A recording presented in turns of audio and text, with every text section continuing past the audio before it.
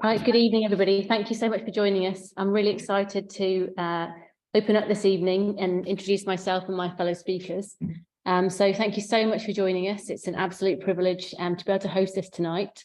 I'll just introduce it. So as you all know, this is a webinar we put together to talk about maximising your horse's performance, and it's a great event to raise money for a really great cause. And so just thought I'd first of all thank our sponsors. So these are the sponsors that we have tonight: Rossdale's Veterinary Surgeons, who myself and Sarah work for; Dengie Horse Feeds, who Katie Smith is here kindly speaking for us; and then Bova UK, who are a big pharmaceutical company; and then Vet PD, who are kindly hosting this evening for us. So an enormous thank you to our sponsors. We're so grateful to you all for making this evening happen. And the next thing I just wanted to introduce, for those of you who didn't know about it, is the Forces Wives Challenge, which this webinar is enabled for.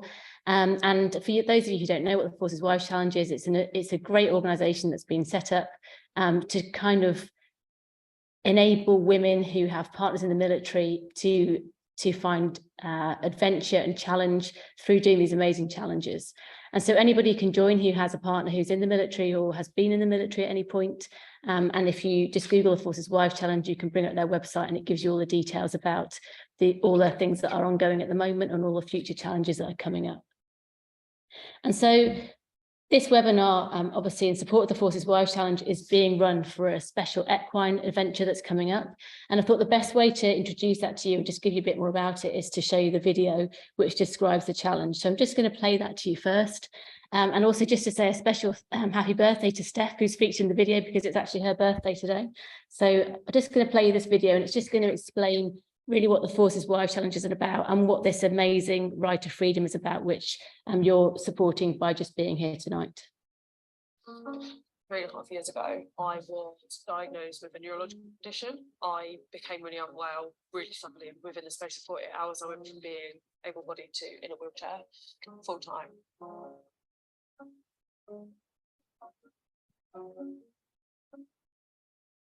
It's been life-changing for me. I couldn't ride for 18 months, but getting back in the saddle, it's been huge for me in so many ways.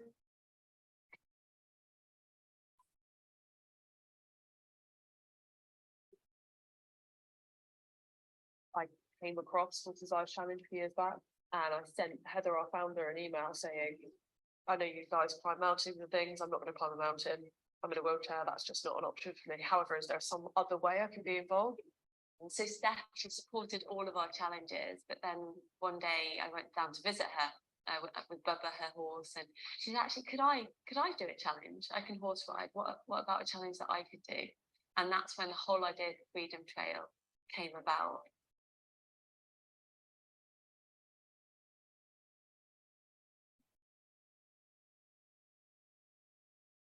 The Freedom Trails were actually the name given to the escape routes of downed airmen and Jewish refugees who were escaping occupied France into Spain across the Pyrenees. The power of adventure is giving yourself an opportunity to do something immense, something quite extraordinary outside of your comfort zone. And I just think it's the most incredible opportunity. Heading towards this massive adventure has the most significant impact on mental health. Adventure it gives so many possibilities and can help people through so much. And it doesn't matter how different me and the team are from each other, we're all different people. We've all got that shared love of adventure, knowing that that's going to have such a positive impact on us. I think being able to show that to everyone else in what we're doing is really special.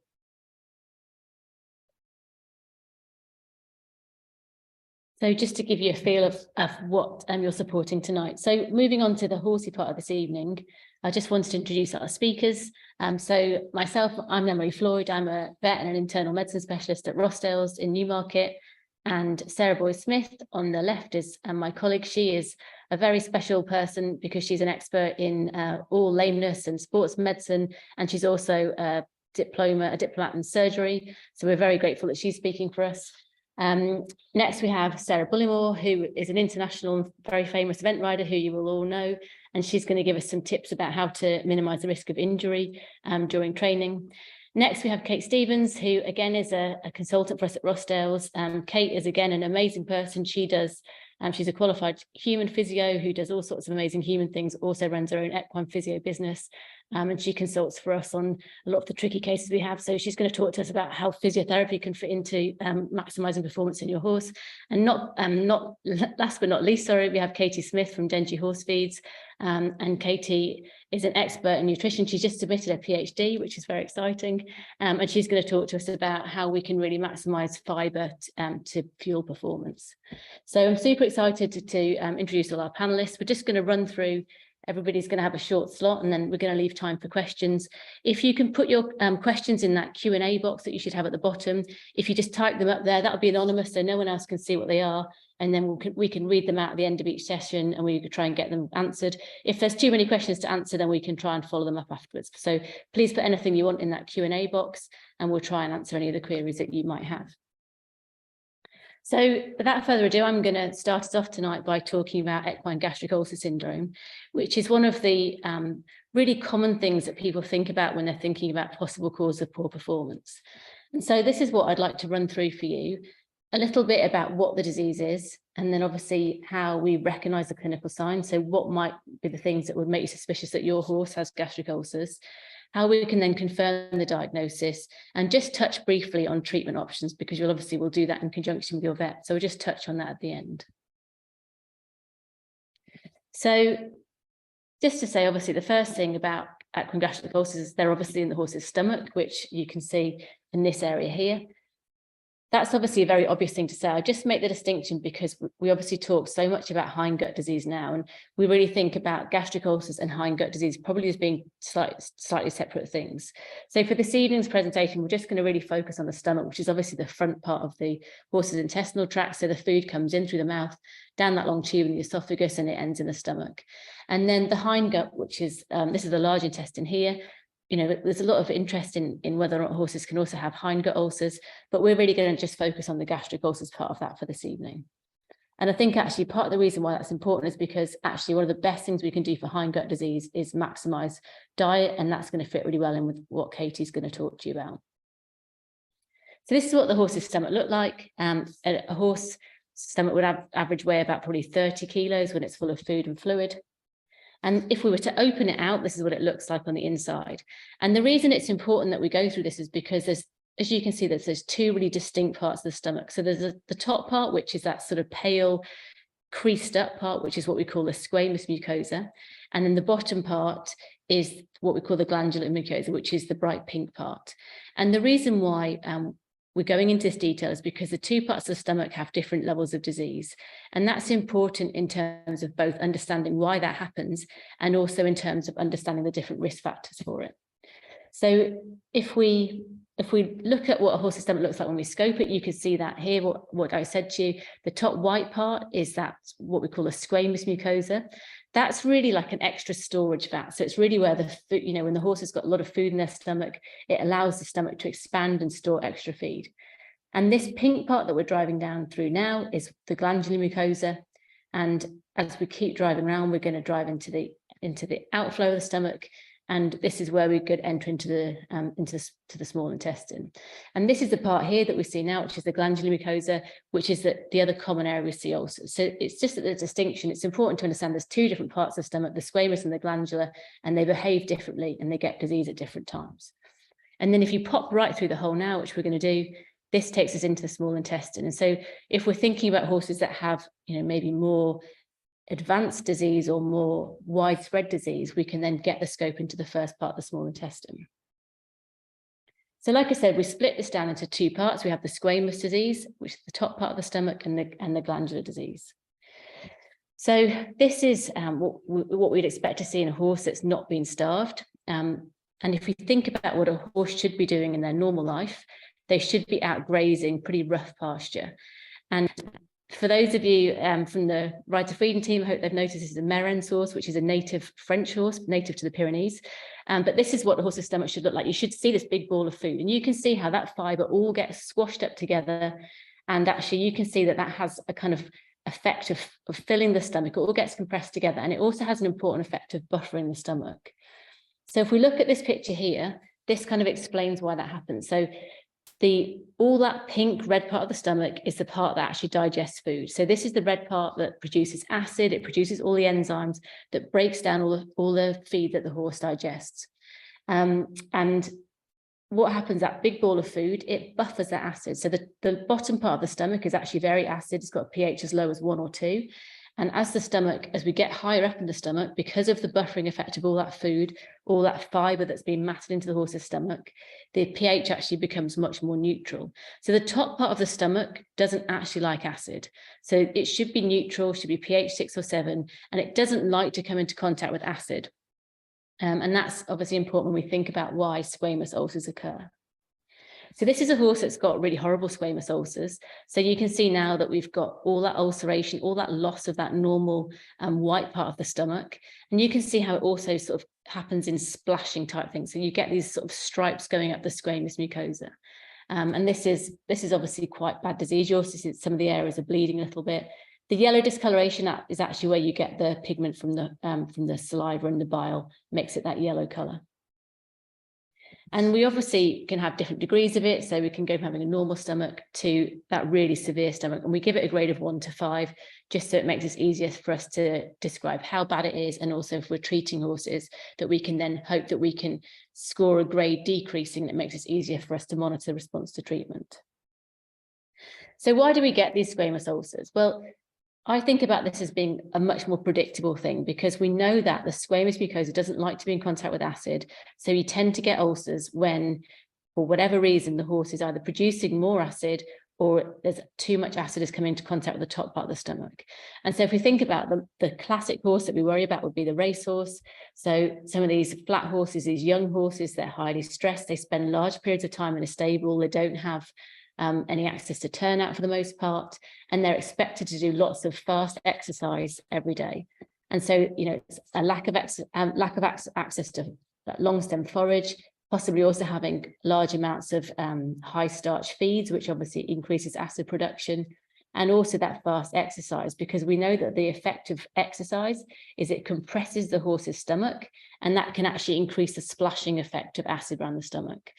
And again, horses that are stressed, which means they're not eating, they're not carrying out normal behaviours. Again, horses that we know are much more likely to have squamous ulcers. When we think about the glandular disease, it's important because it's slightly different. So this is what a really normal glandular mucosa looks like. And these are all the factors which keep it nice and healthy. So you see that lovely mucus that's blubbering around. And this is actually an acid place. So the stomach's not used to living in acid, and it has all these mechanisms which help keep it healthy. So it's when these things go wrong, which causes us to get glandular disease. This is a horse that has really bad glandular disease, and you can see it just looks a bit different. And we've got that ulceration and hemorrhage.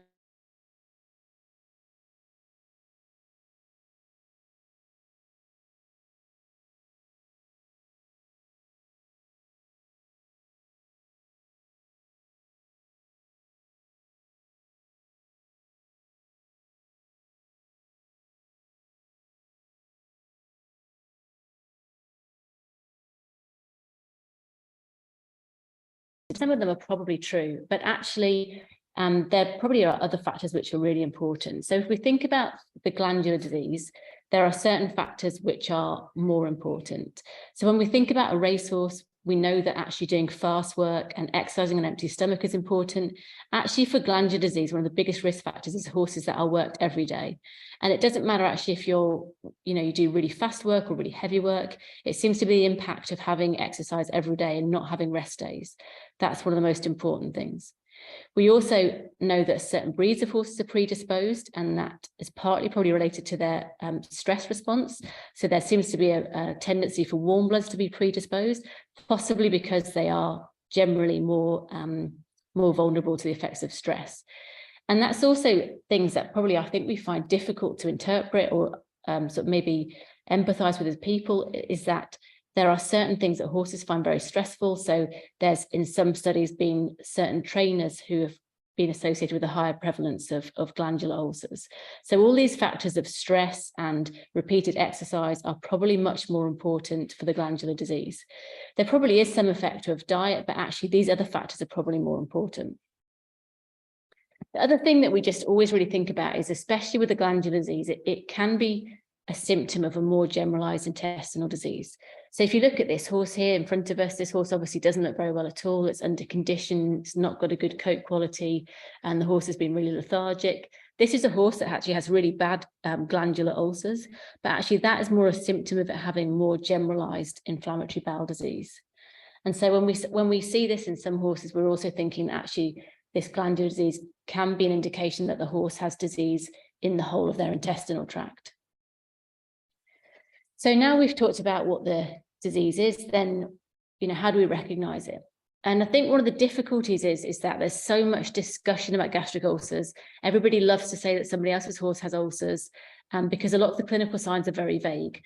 The big clinical signs, things like weight loss and colic and poor appetite, they're generally not that common, actually. Then, if you're seeing those symptoms, I'd be much more suspicious that your horse has quite, severe disease. Most of the horses that we see have ulcers have just a subtle lack of performance. Perhaps the coat quality is not as good as it would be, maybe just not moving off the leg as much as we'd expect, a little bit of reluctance to go forward. Some horses certainly are resistant to girthing or grooming or rugging. And otherwise, people report just a change in behaviour. A horse that's generally previously been quite amenable is now showing signs of being, grumpy and more difficult to handle. And these are generally all the fairly subtle signs that we'll see of gastric ulcers. So how do you tell if your horse has ulcers? Well, just put this on here just to say that actually doing all these tests, which are marketed, they don't really give the answer. So the fecal tests and different guessing type tests, they're not going to tell you the answer. If you want to know if your horse has ulcers, you're really going to have a gastroscope done. And it's a very simple thing to do. And this is just a picture of a horse having a gastroscope. You just will have to hold your horse off feed for somewhere between 8 to 12 hours, making sure obviously the horse is not eating its bedding. So sometimes we can use things like a muzzle if your horse is bedded on a bed that you think they'll eat.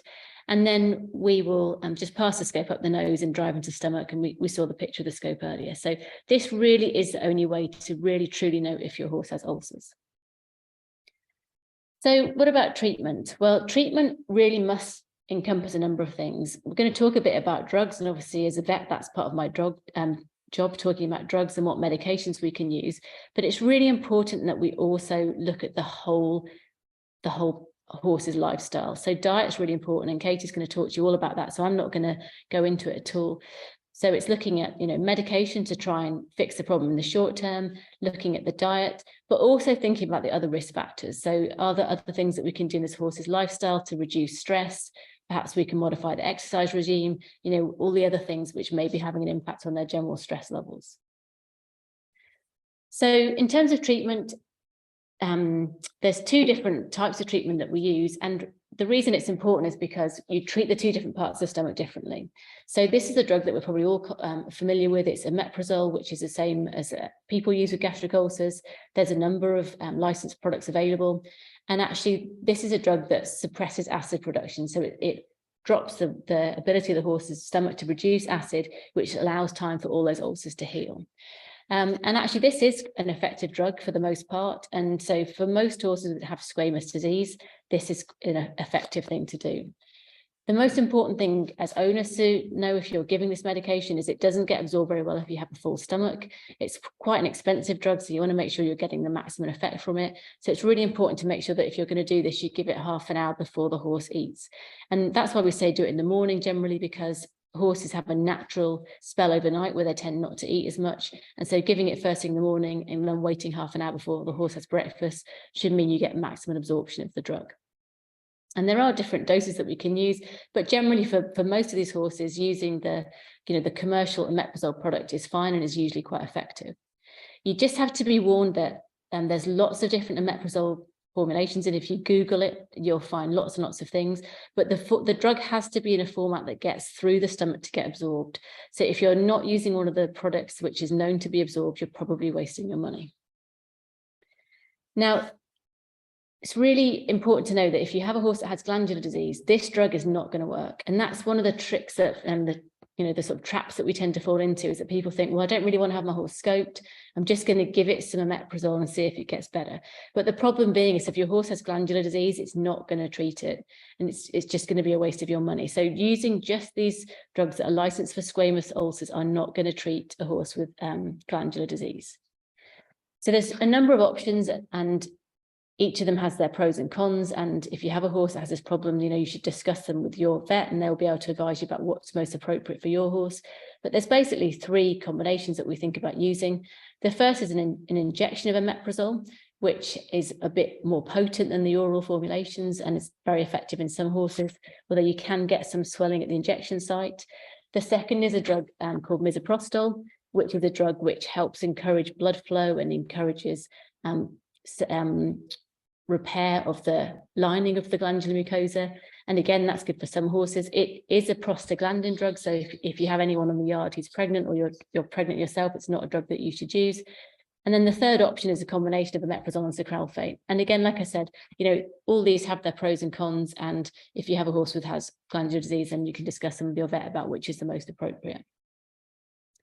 And then just to finish, just to say, again, coming back to that point, that I think, if you think you have a horse has ulcers, then it's important to have your horse scoped, but it's also important to look at it in the context of the whole picture, because very often we find that a horse has ulcers actually because they have some other underlying problem which is causing them discomfort or distress. So, for example, horses that have low-grade orthopedic pain or lameness, sometimes that is a cause of stress to them, what will predispose them to have ulcers.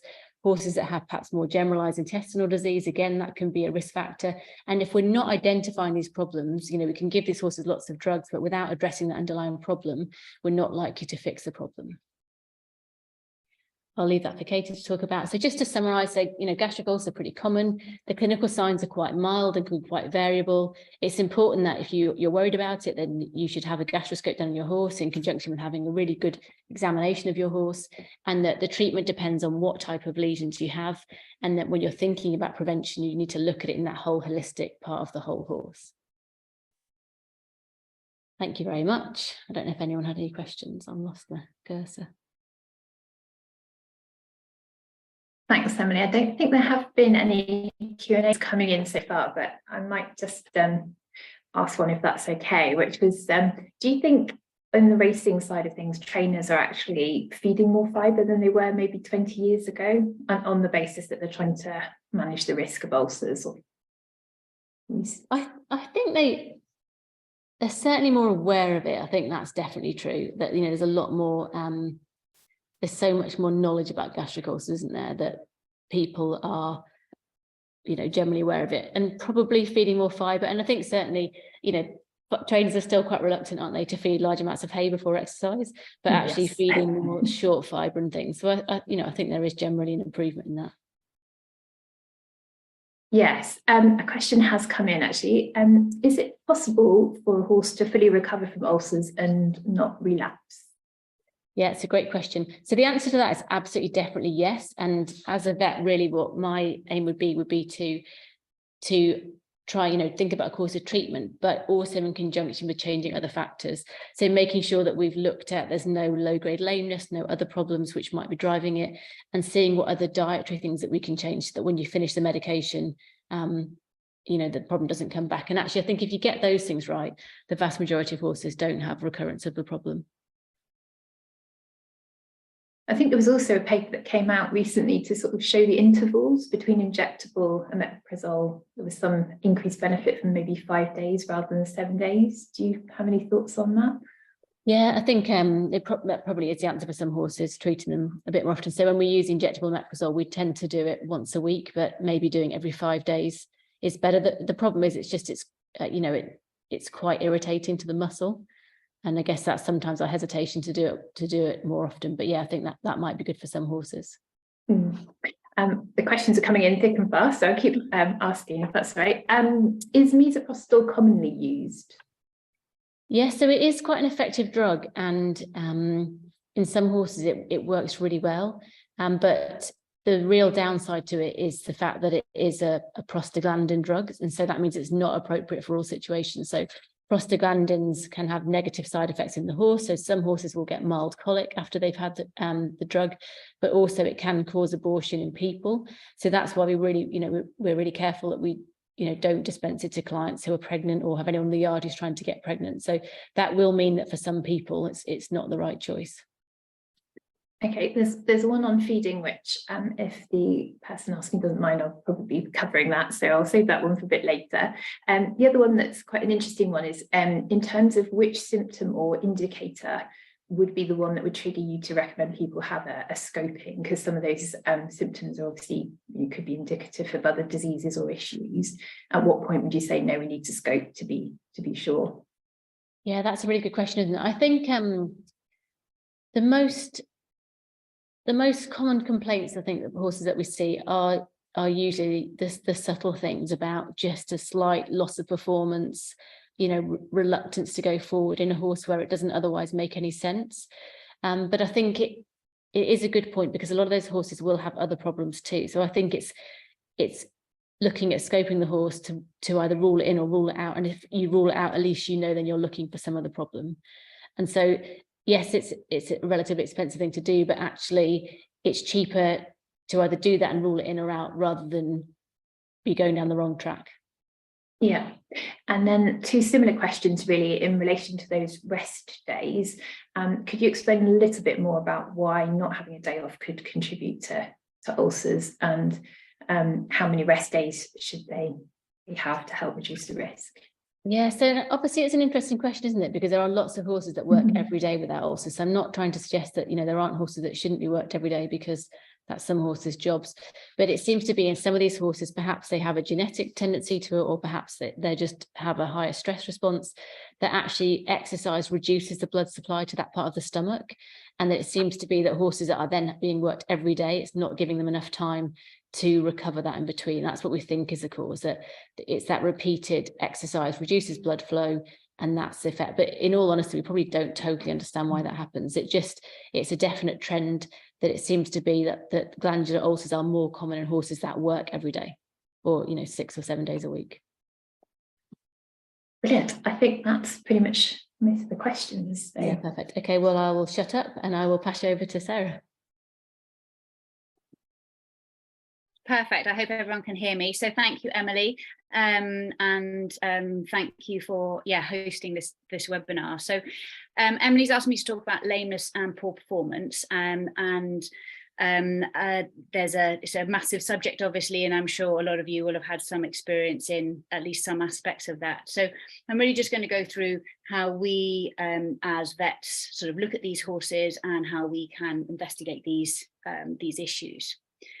So as you all know, the equine world is huge, and there's such a huge variety within the equine world. So we've got different horse types doing different disciplines, all at different levels, all undergoing different training and exercise regimes, all with different horse capabilities, and all with different rider capabilities as well. And that and all those different variables means that horses can present in a huge number of different ways to us in terms of having a lameness or a poor performance issue. So this is a big list. What are the common complaints in terms of owners coming into the hospital with horses? And it's by no means exhaustive. So sort of on the left, we've got the more sort of typical lameness, poor performance, horse not going, poor gait, poor canter, poor transition work, poor landing, poor jumping, changes in behavior, changes in posture, changes in the head and neck carriage, etc. And on the right, we've got sort of a list that is more sort of behavioral in origin, in terms of sort of the tail swishing, the bucking and the bronking, the napping, the too fresh, shaking the head, unpredictable behavior, a horse becoming very one-sided. The rider might develop more backache or more arm ache because the contact is uneven, tongue movement, ears are back, saddle slip. The horse may start to resent being tacked up, or resent being mounted. They might start resenting being groomed, or the rugs going on and off. So it's a massive list, and none of these signs are pathognomic for particular conditions. So, for example, our classic kissing spines can present, in a variety of different ways. And it's therefore important that we look at the whole horse, as Emily said as well, when these horses come in. So the most common causes of musculoskeletal pain in the performance horse, which is what I'm going to concentrate on. And again, this is not an exhaustive list, but it's the sort of most common. In the forelimb, we've got foot pain, tendon injury, and suspensory injury. In the hind limb, we've got suspensory injury, hock, osteoarthritis or OA, and stifle pain. And we've got that whole sort of axial skeleton, that neck, back, pelvis. So we've got our kissing spines, or what we call as impinging dorsal spinous processes. We've got our osteoarthritis of our articular process joints, and that's in the neck as well as in the back. And then we've got sacroiliac or lumbosacral pain and dysfunction.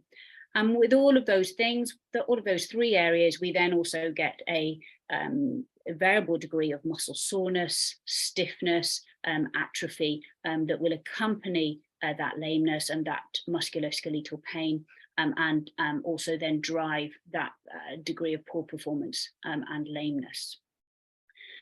So it's important to, again, as what Emily said, it's musculoskeletal pain is probably the main driver of a horse not performing correctly or being lame. But we really do need to make sure that we take into context the tack. The tack has to fit the horse, but the tack also has to fit the rider as well. We need to look at the rider. We need to look at the training regime. Is that training regime appropriate for that horse, doing the discipline that the owner wants it to do?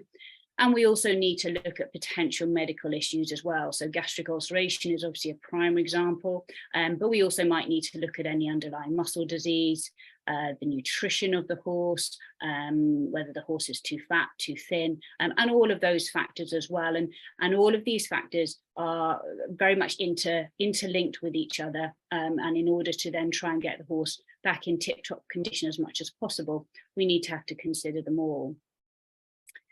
So what do we do? So for a horse that comes into the hospital, how do we go about looking at the horse? So we need to do a thorough history.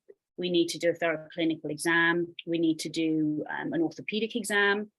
We need to look at the horse dynamically, so trotting up and down and lunging. We might need to consider doing a neurological exam. We need to look at the tack. We might want to lunge the horse with the tack in place. We need to then potentially ride the horse, so the owner needs to ride the horse, and then we might also need to ride the horse by a member of staff as well. So just picking out a few of those factors, not going through all of them. So the orthopedic evaluation, the most important bits is obviously the palpation and the mobility of the horse. So we need to look at the forelimbs, the hind limbs. We're looking at the degree of joint flexion. We're looking for any soft tissue, swelling, pain, palpation, muscle tension, and a change in the muscle, the expected horse's mobility. We need to look at look at the head. Are there any sores from the bridle? Do they resent pole palpation too much? We need to look at the neck, the back, and the pelvis. So we can see at the top video here, this horse has a very poor neck mobility, really can hardly go round. They should be able to easily nibble their ribs on either side and easily go down to the floor. And then looking at the horse's back and the pelvic area in the second two videos, we can see that he's not too bad. It's the same horse, but we can see that he's anxious, and particularly around trying to do that sort of lateral flexibility of the back as well.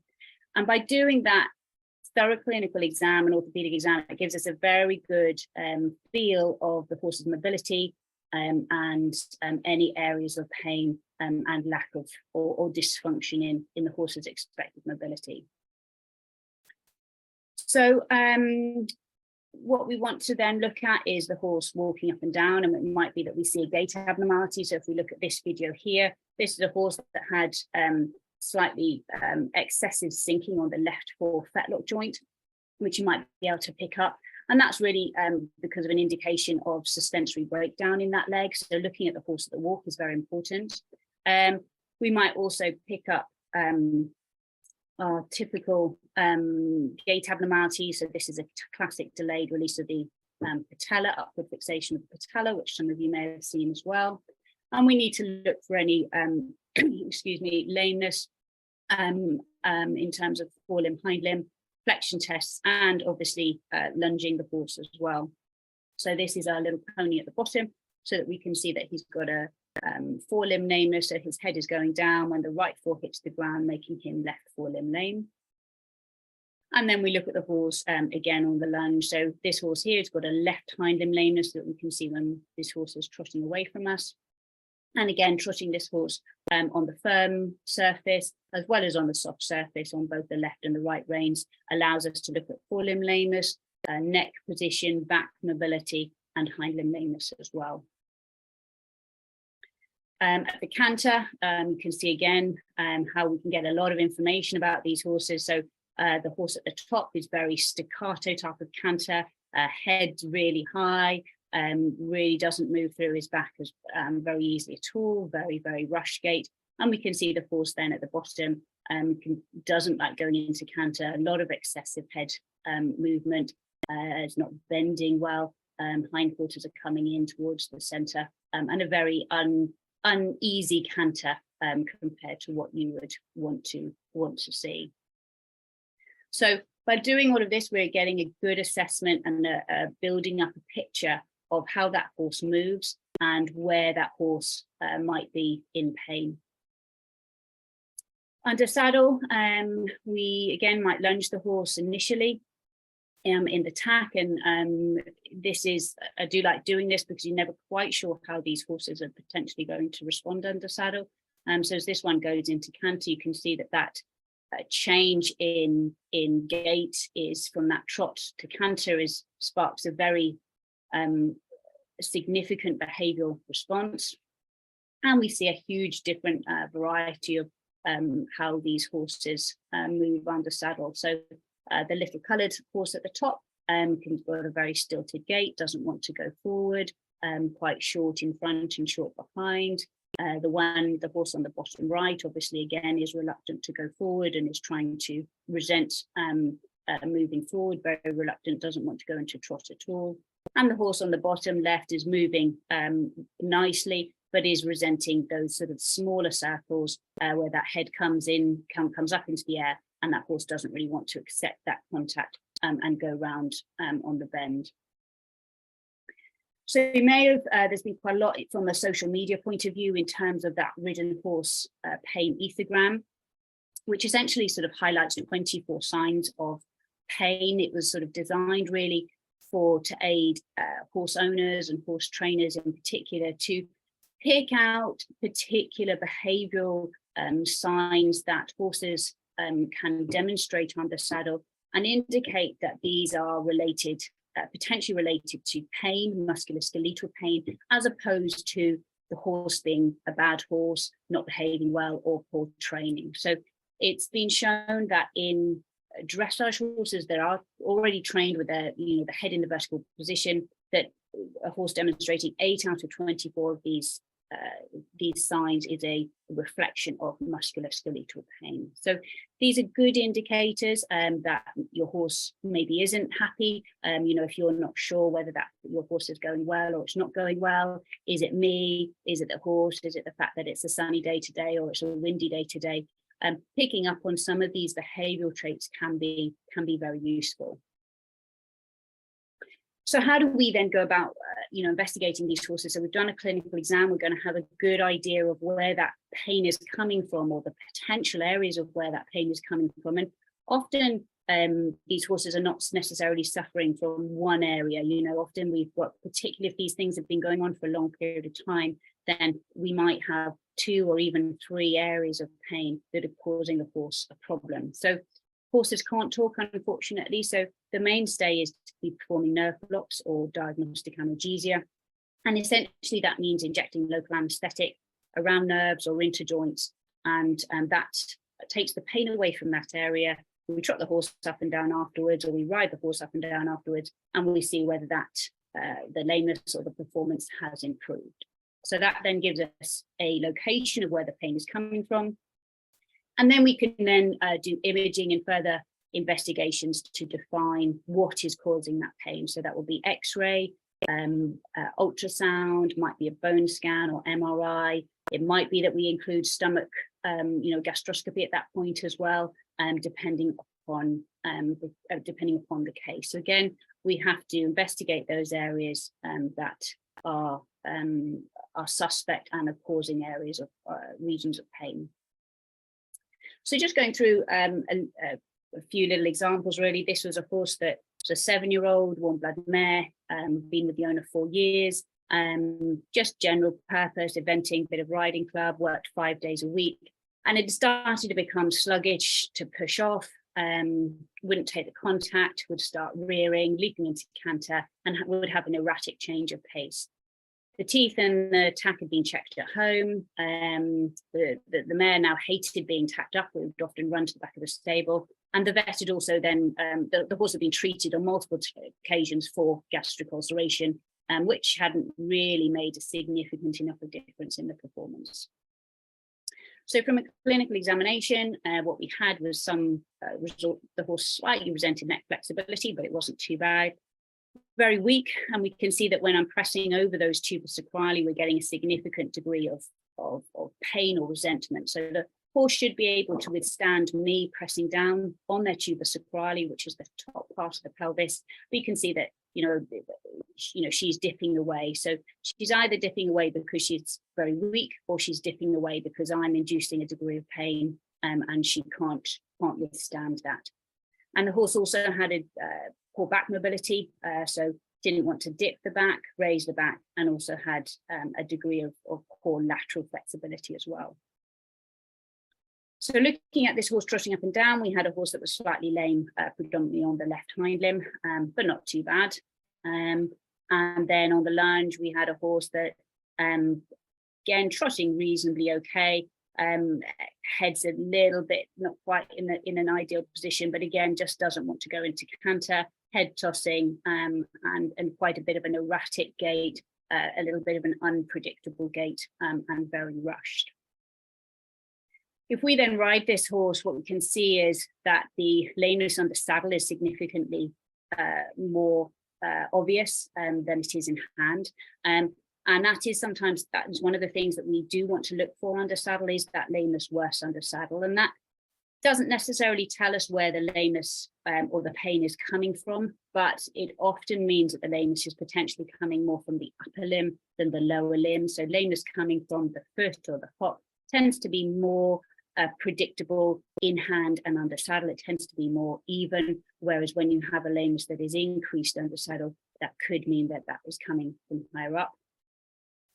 And we then did some diagnostic analgesia, so we then blocked this horse, and we can see this is the original video.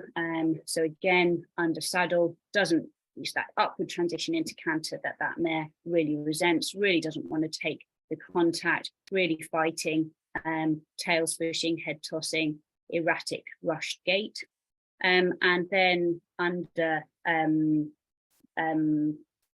when we blocked the horse, so we blocked the suspensory ligaments, and we can see that we've got a improvement in the mare's way of going. She's not perfect by any means, but we have a contributing is definitely causing there's definitely a contributing area of pain coming from that region that we've blocked. So the horse now more happily goes into canter.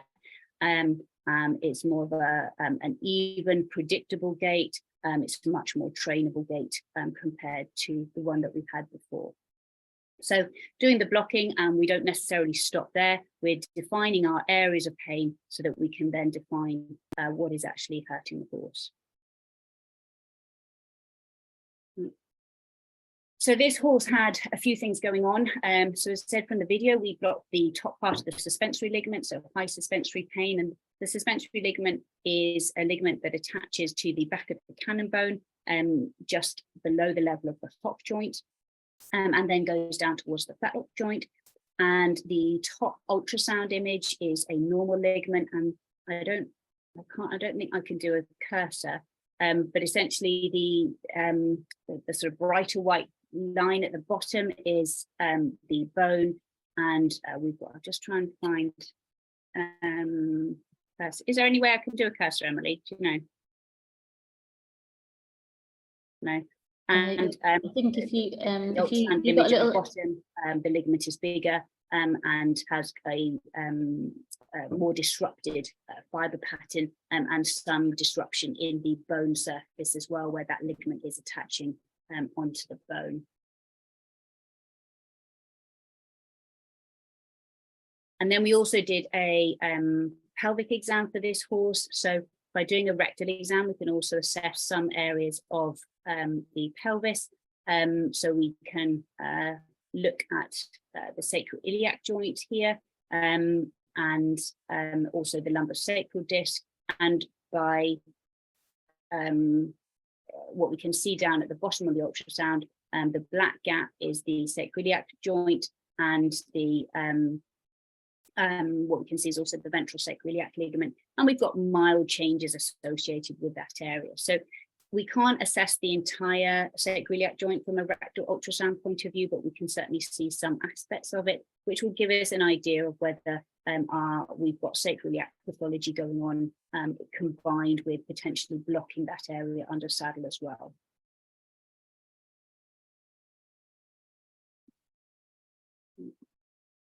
And this horse also had some close dorsal spinous processes. So we can see that our dorsal spinous processes that are sticking up towards the sky, and they're slightly close to each other. We haven't got a lot of bone modeling. That bone isn't reactive. It's not angry. There's not a lot of new bone formation, but they are quite close together, which could account for the mare's poor flexibility through the back. And when we blocked the back under saddle, we got about 20% improvement in this area. So again, maybe a minor contributing factor, which we could hopefully help by treating the horse with maybe medication and physiotherapy in order to improve that flexibility. And really just as a comparison for you, these are obviously a post-mortem specimen down at the bottom, where you can see how those spines are really close together and how they kiss each other, and that bone models and adapts to each other to almost develop separate joints between the kissing spines, and also how radiographically we can see that in some really bad cases we can have overlapping of those bone margins and a lot of bone reaction where those bones are touching each other and aggravating each other. So mild in this horse, but still a contribution. And that allows us to then treat those areas. So this is a different horse. Obviously, this is Lacey, who she was one of the techs with us many years ago, and this is her own horse, Eventer, that had stopped jumping more recently and just refusing to go into the jumps. And again, by blocking this horse, we blocked the sacroiliac in this horse, and we can then get this horse going nicely and much more forward going and happy to jump. So it gives us a very good idea of where that lameness is coming from by doing these blocks. And then another example, this was a little horse that you can see really doesn't want to go into canter, resents the rider sort of trying to kick the horse on, and ends up trying to go into sort of little mini bunny hop and bucks behind. And by blocking then both bottom hock joints, Livy can then get this horse into the canter and get going. So it gives us confidence about where that pain is coming from, so that we can then treat the correct areas to hopefully allow that horse to respond in a favourable way. And just a little bit about tack. We need to look at the tack. We need to look at, is it appropriate? There's obviously different types of tack depending upon what the horse does and the job that the horse does. And as I said before, it is really important that the tack fits the horse, but also that it fits the rider as well. And that is also very, very important, because it needs to put the rider in the correct position on the horse.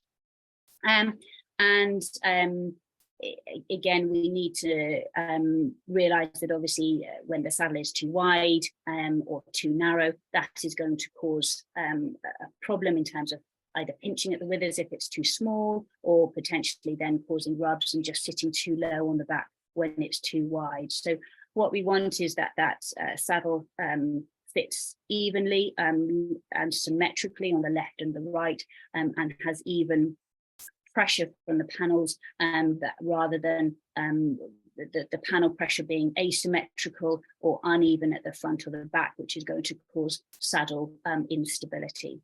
It's also important to remember that adjustable saddles are adjustable, but that adjustability is really restricted to the withers areas, and it doesn't affect the panels. So as horses change shape, either because of the exercise that they're doing, or because of lameness where they drop muscle, then those things might need to be changed.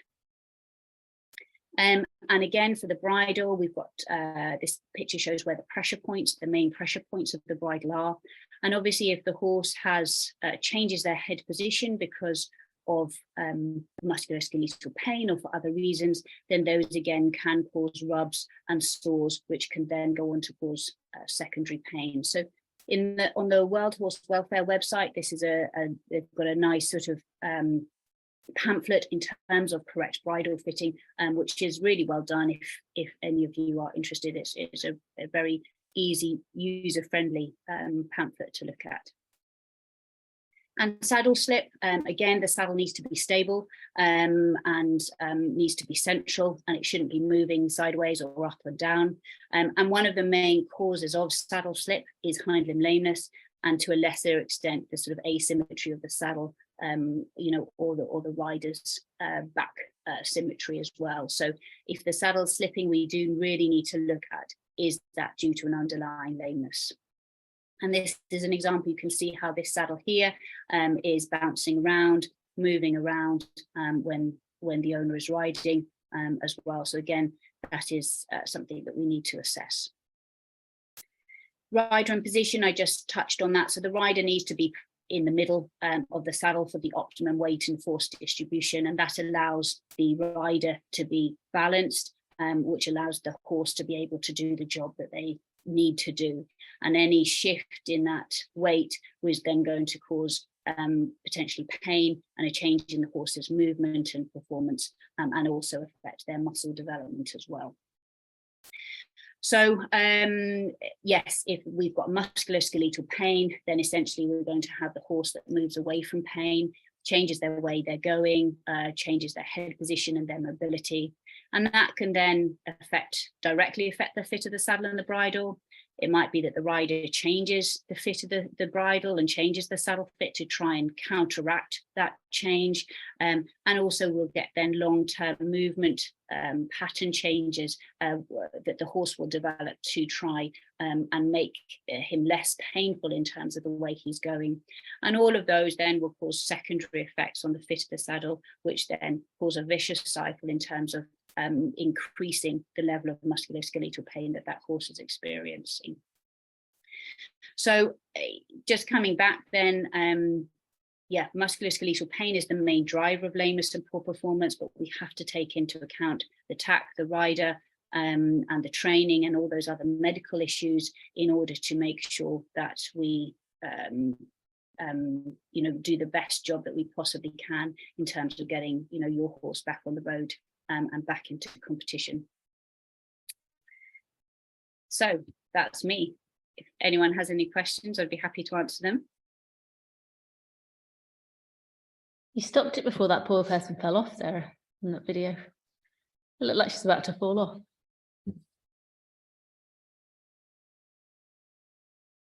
I can't hear you. I don't know, actually. Can you hear me now? Can you hear me? Emily, I can hear you fine. Oh. Can you hear me, Sarah? I can hear you, yes. Okay, fine. I don't think there's any questions coming for you just now, Sarah. So I guess what we might do is just move on to the next Sarah, if that's all right, and then come back to some more questions at the end, if that's okay, unless anyone has any other burning questions to ask for a minute. Okay, so I'm gonna we'll move straight on, and Sarah's now gonna tell us all the things that actually as vets we all really need to know. Actually, how none of us would even dream of getting on a horse, would we? Anywhere near Sarah anyway. But Sarah's going to talk to us about some training tips. So thanks so much, Sarah. Take it away. Thank you very much, and thank you for inviting me to talk. So, hi, I'm Sarah Bullimore, and I'm going to talk with you about training to minimise injury and hoping to get the best from your horse. So, obviously, this is a huge team effort in conjunction with your vet, farrier, physio, saddle fitter, dentist, trainers, owner, rider, and groom, if you're lucky enough to have one, to assist with the daily care and needs of your horse or horses. So your horse may have had a winter break or sadly an enforced break due to injury, but we need to bring our horse back into work to try and prevent injury or at least minimise the risk of re-injury. The horse may have been turned away and had shoes taken off, so we need farrier to attend to the feet and replace the shoes, especially if we're intending working on roads and tracks. But this shouldn't be too big a job, as regular foot balance should always be maintained, even if the horse isn't in work. There is no truer saying than the old no foot, no horse. We'd always have a main goal to work back from.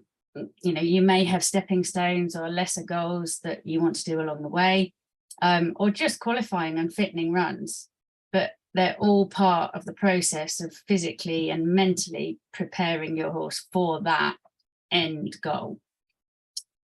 So depending on how long your horse has had off, we would always do at least 2 weeks, if not 4 weeks of walking. Another 2 weeks walking and trotting, including road work, although a couple of minutes trotting on the road is more than enough. Basically, more than this becomes jarring and detrimental to the joints and limbs. So then we'd start introducing the canter before some light schooling, and then to jumping before eventually getting on to the gallop work. These early few weeks is where we want to prevent any issues from arising. So specific visits from our dentist, saddle fitter, physio. Our saddle fitter will probably be needed a couple of times, as your horse will most likely be somewhat broader after having some time out. And you may well have, the last time you used your saddle was when the horse was in peak fitness. So the horse was probably at its narrowest. So if you start bringing them back into work and the saddle's too narrow, you're going to cause a problem before you've even got out of walk. So they can change shape remarkably quickly as they gain fitness. So you just need to be aware as you go on through the weeks, just check saddle fit goes along with your horse's fitness. Physio check, make sure no issues to be aware of. And literally, so when we try to build up their muscle, we can do so and keeping them as symmetrical as possible. It's also worth checking vaccinations at this point. Nothing worse than getting to your competition and not being allowed to compete because your vaccinations are out of date. So just making sure you're within competition rulings, and if necessary, thinking and planning ahead if you need to slightly bring forward a vaccination so that it's done when the horse is having a quite a few days away from competition rather than when it's under stress. This is often a good time to also look at your horse's condition and its feed, always feeding in accordance to the work being done with your horse. Your feed company may actually offer weigh days at larger yards, which can be really beneficial. And they can also offer help and advice for any feed that might be more suitable to the job your horse is doing, you know, or if you've got any feeding issues, such as you've got a good doer, which maybe lacks a bit of energy, or you've got an excitable horse that you struggle to keep the weight on. These weigh-ins also can really help to determine the correct dose for medication, supplements, or worming, should you need to give a wormer. Although these days, instead of just routine worming, we should all be using worm counts to determine whether the horse actually needs to be wormed. There's such a high worm resistance to our current drugs, and it's only going to get worse. There's no new drugs on the horizon coming to the market. So by using worm counts and only worming if it's really necessary, we can help delay the inevitable. If you can follow a good pasture management system, picking up your droppings, worm counting at least every 3 months, and only worming for insisted redworm over the winter, or if a count suggests that it's necessary, we can all help support the quest to slow this worm resistance. So once our long, slow, basic fitness is complete, and although boring, it is the most important part of your fitness. It's like the bottom of your pyramid for everything else to be built upon.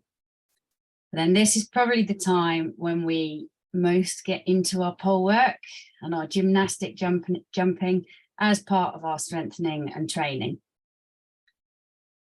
Although initially we're thinking we want to tick all these boxes to make sure we start off on the right footing, it's then a balancing act with this whole team effort from your vet, farrier, physio, saddle fitter, rider, and everyone included to work together to keep everything on that right track.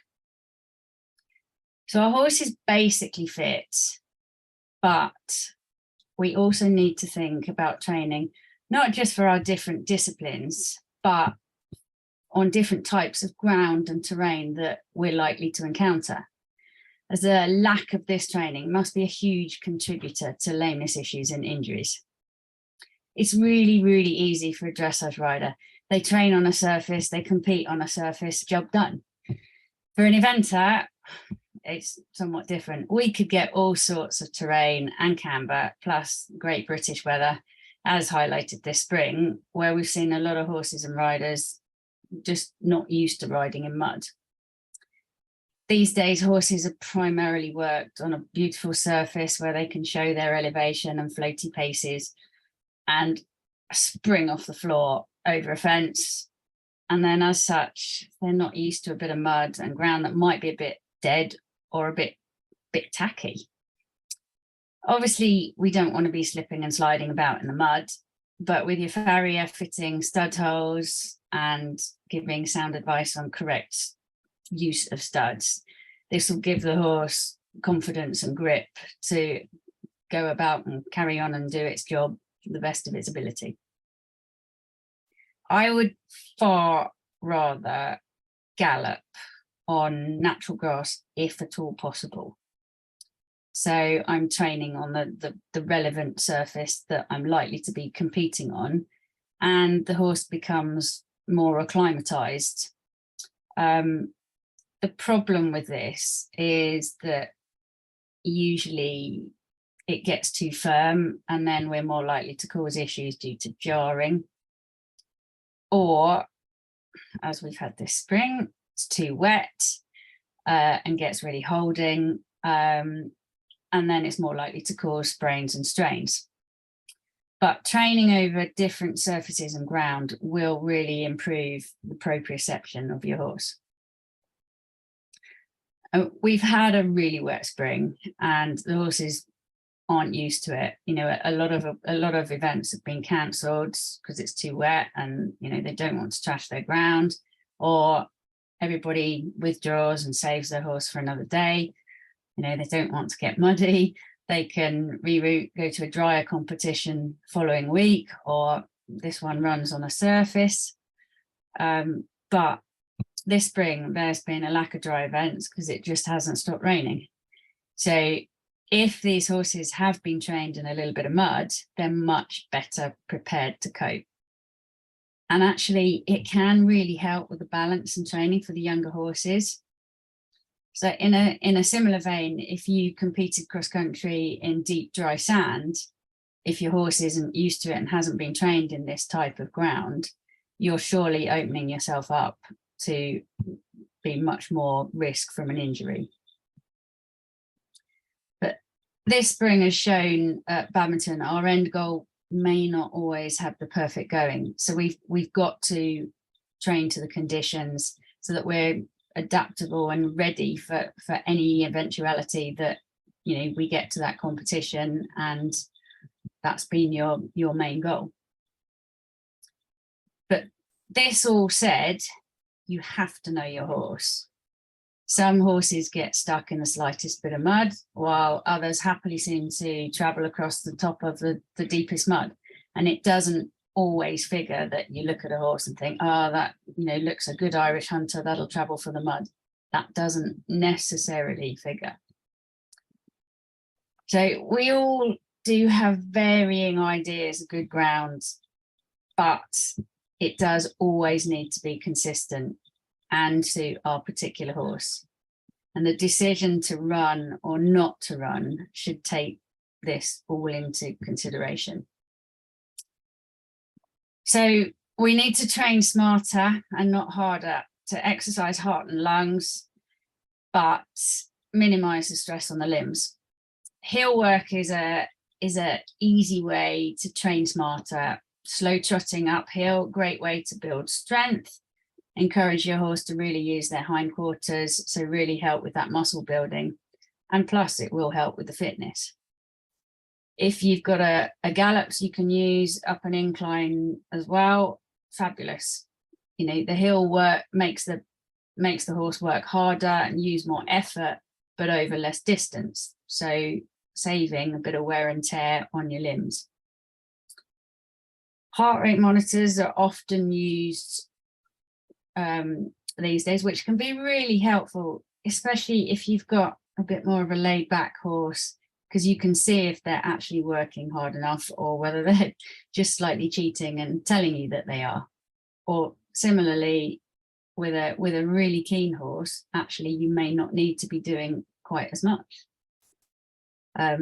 You get used to it sort of as you use them, you can get used to what's the norm for your horse. And an elevated heart rate for a standard piece of work could also give you a pre-warning sign that you may not otherwise have noticed that something could be wrong.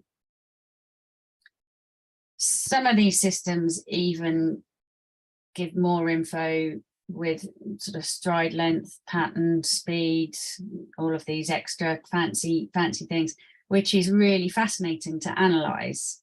But we still must remember, we must listen to our horse. Technology can't tell us everything. We should know our horse's limbs like the back of our hands. And basically feeling down the legs should be a morning ritual. So any minute change, slight heat, lump, bump, it's recognized before it may become a problem. Basically, forewarned is forearmed. So every time our horses compete or exert themselves, galloping, jumping, they'd have their legs iced. And after running around a competition, it's always good to trot them up, make sure they've suffered no ill effects, no knocks, bangs, and to make sure that you have a baseline for what is normal for that horse, so that as soon as there's something not normal, you're on it. But prevention is always better than cure. So the close communication and keeping your vet up to date is really important. So your vet can advise you on the best course of action if a problem does arise, to keep you on the road, or for the least time off it if you do have, hopefully not, but if you do have a minor setback. We'd always work really closely with our vets for regular checkups, and once the horse is back to fitness,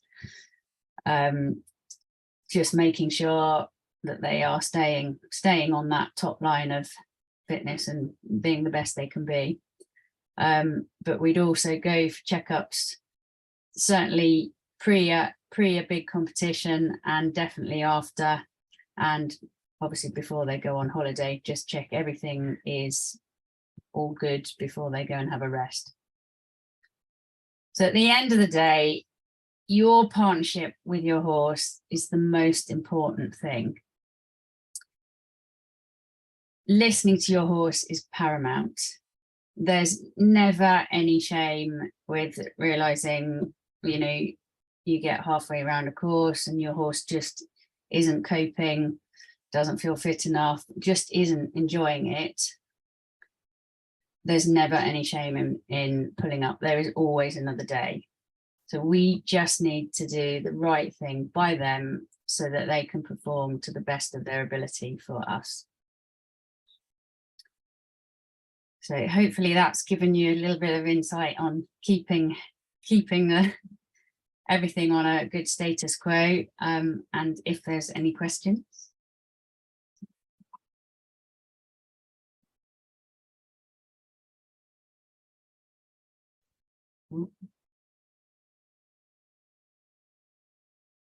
I've got a question, Sarah, for you.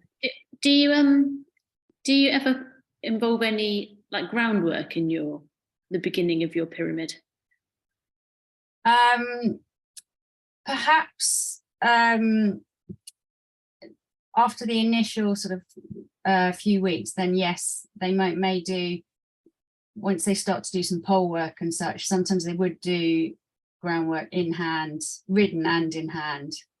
So it depends a little bit on the horse, and working with a physio as well.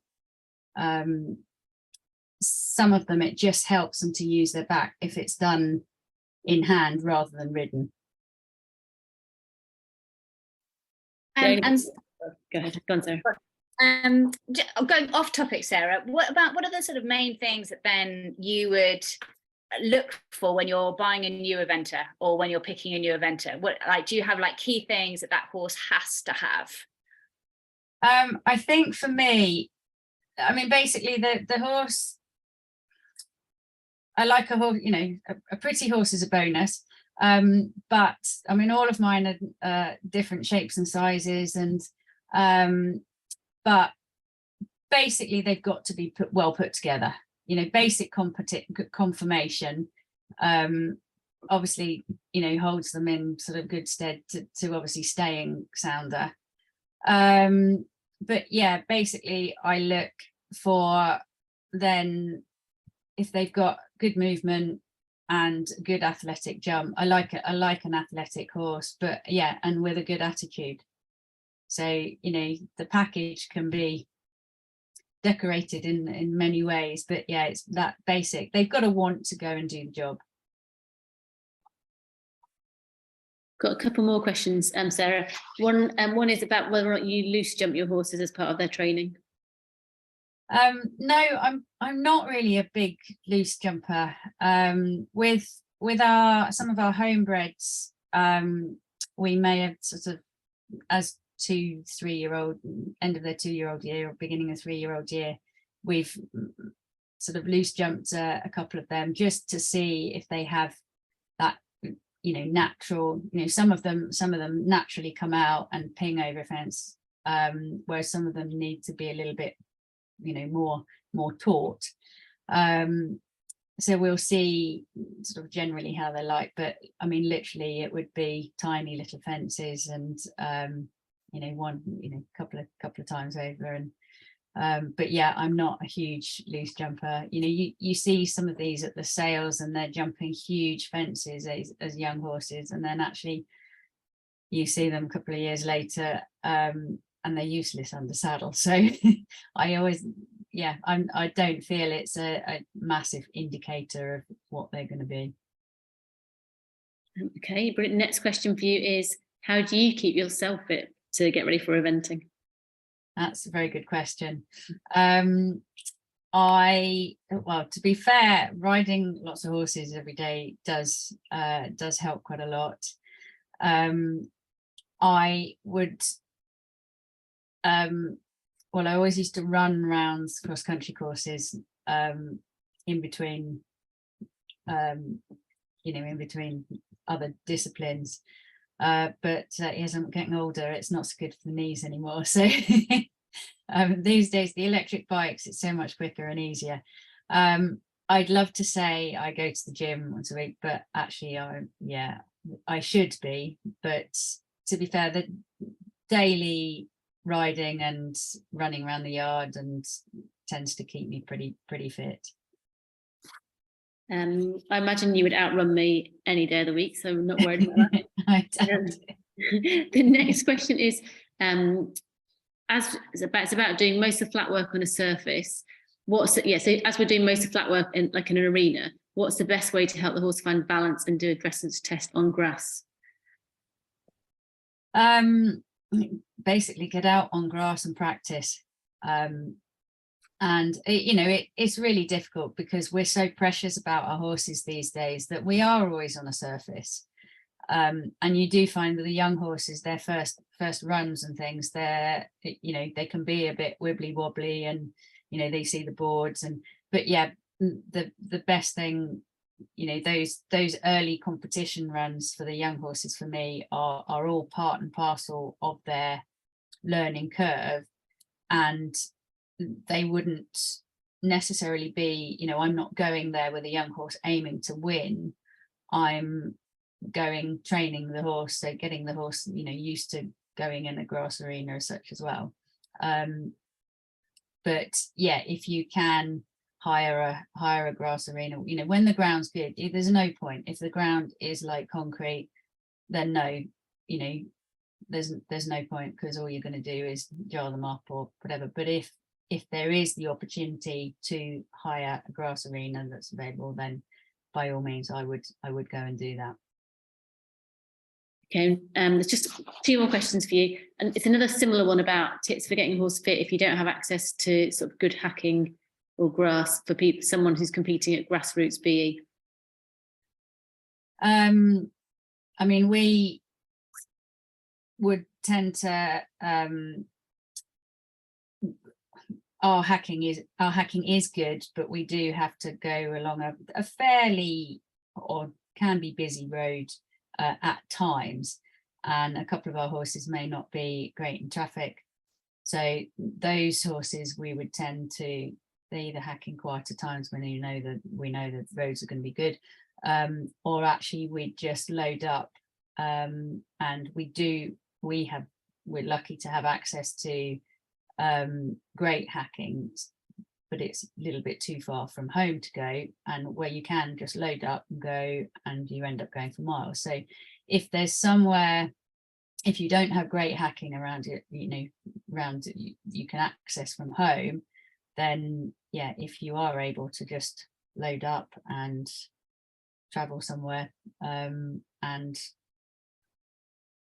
hack, even if it's once a week, it is a really good thing to do, and it just mentally gives the horse a bit of a break as well, and introducing variety to keep them, keep those horses happy. Okay, I keep saying one last question, but this is a question for both Sarahs actually, so I'm interested to see if you say the same answer. And the question is, are x-rays worth the money when you have a vetting done?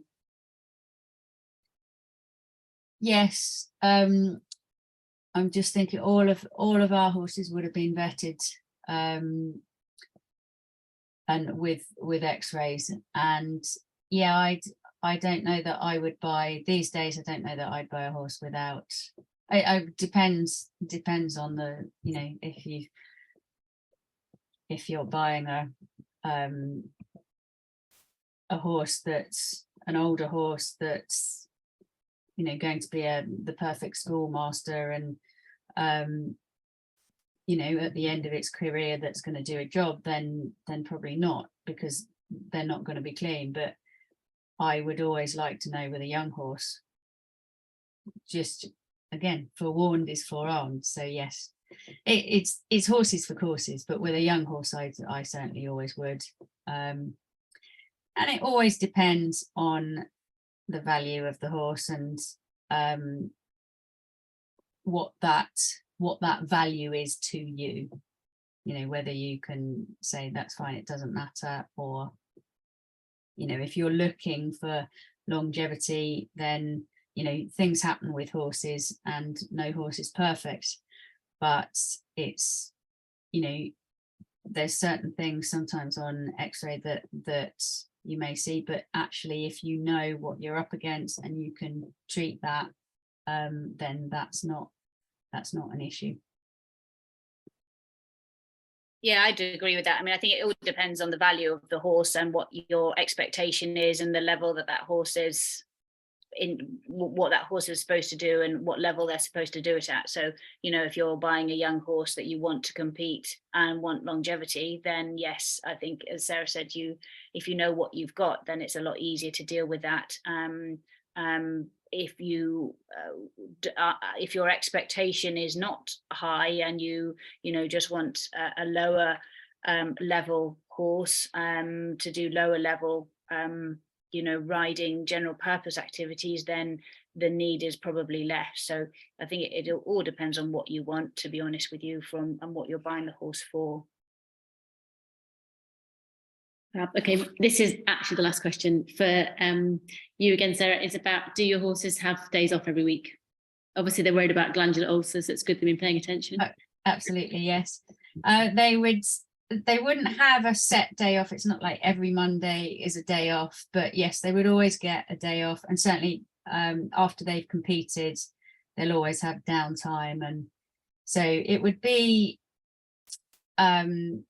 if they've had a heavier day, they'll always have a lighter day, or a quiet, if they've been galloping or they've jumped hard, or the younger horses wouldn't necessarily be galloping, but yeah, if they've had a hard working day, they might just go for a little walk out, which, although not a complete day off, it's a relaxing, chilled day. But yes, they'll certainly always get a day off after they've competed as well.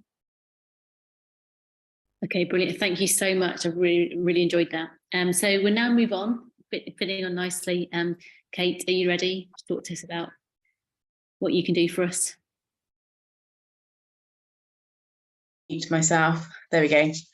Just gonna share my screen. Okay. Hopefully that's going to run now. So thank you everybody so far. Hopefully this will tie in a little bit with everything that everyone said so far. Certainly a lot of stuff that both Sarahs particularly have said already. You might hear a little bit of repeating in what I'm doing as well. So it's good that we're all singing from the same hymn sheet, because ultimately that's what it's all about, isn't it? We're all trying to get the most out of our horses. So just a little bit about me. I'm not going to spend any time on this, but just to say that I am a human physio first. Oh, sorry, not sure why that's running on. And my basic work in my human stuff is all through pediatrics, which everyone says, oh, why pediatrics and horses? Well, children can't tell you generally what the problem is. So you rely on what you see, what you feel, what the parents tell you, or what they can tell you in their little way. And it's exactly the same with working with horses. They can't tell you either. So you rely on what the owner says, the rider says, what you see and what you feel. So I feel like my pediatric work has stood me in good stead for working with horses. So what do we mean by equine performance? So this can be anything. So from the tiny pony at the top left there, who has a disabled rider on, so he needs to be happy and comfortable and safe so that he can look after his little person, to a leisure or rider who is just enjoying competing at the lower levels, happy hackers, through to the more elite riders, so your racehorses, your eventers, dressage, or any of the other disciplines, show jumping, endurance, etc. So I think it's very much horses for courses, and we need to make sure that we're asking the right things so that the horses can do their job. So why do we want that? Surely our primary goal is to help the horse carry out their role as happy and as comfortably as they can, whatever that may be. So if that's carrying a little person, making sure that they're safe to do that and they're not going to get bucked off, or competing up at the level that Sarah competes at elite eventing, internationally, they need to be able and strong to be able to do that. So the reason we do that, we need to make sure that we are optimizing their strength and their stability, making sure that we're trying to prevent injury, which, as Sarah's talked about really eloquently so far, that's going to be our main goal. And then if anything does go untoward, that we can rehab them from their injury or their surgery. So in terms of my role in that, this is a bit of a joke here. So who's stronger, the rugby player or the ballerina, the eventer or the dressage horse? So the answer is they're all as strong as each other. And the important thing is that they all need to be strong, and they all need to be flexible, and they all need to be stable to do their jobs. So the key there is control, being able to control what they need to do. So although their specific training, their job specific training is going to be very different, the basics of their training, their cross training, will be very similar. So rugby players will do balance and flexibility work because they need to not rip their hamstrings when they're kicking. They need to be able to withstand 16 stone of somebody else coming in to hit them. So they need to be able to have that balance and control on one leg. A ballerina, they will do squats, they will do weighted lunges, they will do their cardiovascular work, because actually their job is hard work as well. So although you wouldn't expect a rugby player to be able to perform an arabesque, and likewise you wouldn't expect a ballerina to be hit by 16 stone of rugby player, they both need to be strong enough to do their job. And it's the same for horses. So whatever level that might be, they need to be strong enough to do what they need to do. So from a physio perspective, things that you might, sorry, this is looking forwards, I do apologise, that might, you might want to speak to your physio about, or you might wonder why that there's a problem. Again, Sarah Boy-Smith has already talked about this at great length, and this list is very similar to hers, and again, it's not exhaustive. So things that you might ask your physio to look at if you're having any of these problems. So the horse is not balanced on one rein, they won't bend to one rein, they're falling in, they're struggling to strike off on the right leg, or they're struggling to be able to maintain canter on one rein, particularly, or both reins. Jumping difficulties, so Sarah showed you a horse there who I think had sacroiliac pain, that was struggling, refusing jumps, had that pain blocked, and was able to jump really nicely. So other things are just consistent or poor performance. So it's about knowing your horse, knowing what's right for them, and any new behaviours or strange behaviours that you're not used to be seeing. And so when we're thinking about who's picking up those things, it's everybody. So the owner, the rider, the trainer, the groom, the people that spend all the time with their horses, and making sure that all of the other professionals are working together as well. So really importantly, your vet, your farrier, your saddler, your dentist, who trains you, any other musculoskeletal practitioners that you might use, chiropractor, osteopath, etc. Everyone needs to be working together to get the best out of your horse. And it might be something that you haven't necessarily picked up as the owner or the rider, and it's somebody that your instructor or your trainer has picked up, that you're struggling with a particular move or something like that. And it's working out whether that's a training issue or whether that's a potential pain issue or something else going on. And if we're thinking about then rehabilitation from injury or a specific condition, then talking to the rehab yard if a horse is there for a length of time for either a spell or to be recovering from injury, whether they're using water treadmill. It's really important for all of us practitioners to be able to be speaking together to work out what needs to be happening for that horse, and whether there's anything that needs to be changed to their training, their regime, their exercises, or anything else. So from my perspective, from a physio, what I do, reasonably similar to vets, but not in any way as detailed. So I would assess the horse's posture, standing, and dynamically as well. So looking at whether they are have what we call good posture, so whether everything is in the right sort of alignment, whether there's any asymmetry either in the musculature, or if there's any bony asymmetry that we can see, whether they're standing like they've got good core control, or whether they are using other areas in order to get their strength. Looking at them dynamically, so trotting up and down in a straight line. So I wouldn't be looking at this in as much detail as Sarah would be, for example, but it's being able to pick up any mild lamenesses that might be that might have occurred if you don't trot your horse up regularly for other people. That's something that if you're having a physio relatively regularly, that they might be able to pick up too. Then looking at them on the lunge, looking at them ridden, looking at the interaction between you as the rider and the horse as well, and what differences there. Exactly the same as Sarah's. I'm not going to go into all of that detail again. From a physio perspective, looking at their stability and mobility, so looking at how well they perform their exercises, and there are specific things that I would look at to see whether they are stiff in an area or whether they have more mobility than I would expect or like, and that they can't actually control particular movements very well. Might give me an indication where they might be overusing or underusing a particular area. So analysis, treatment, analysis. So looking at what I've seen by my initial assessment, working out what I think might be the potential problem, treating it if it's treatable, and then reassessing and analysing again, and then giving you homework, exercises or specific things to try, ridden or unridden, to help with your horse's strength and ability to do their job. And then feedback, which is really important to either trainer, your vet, your saddler, anyone else who's involved in the horse at all. It's really important that we all speak to one another, obviously with the owner's permission, to make sure that we're all heading in the right lines and that we are all working towards the same thing.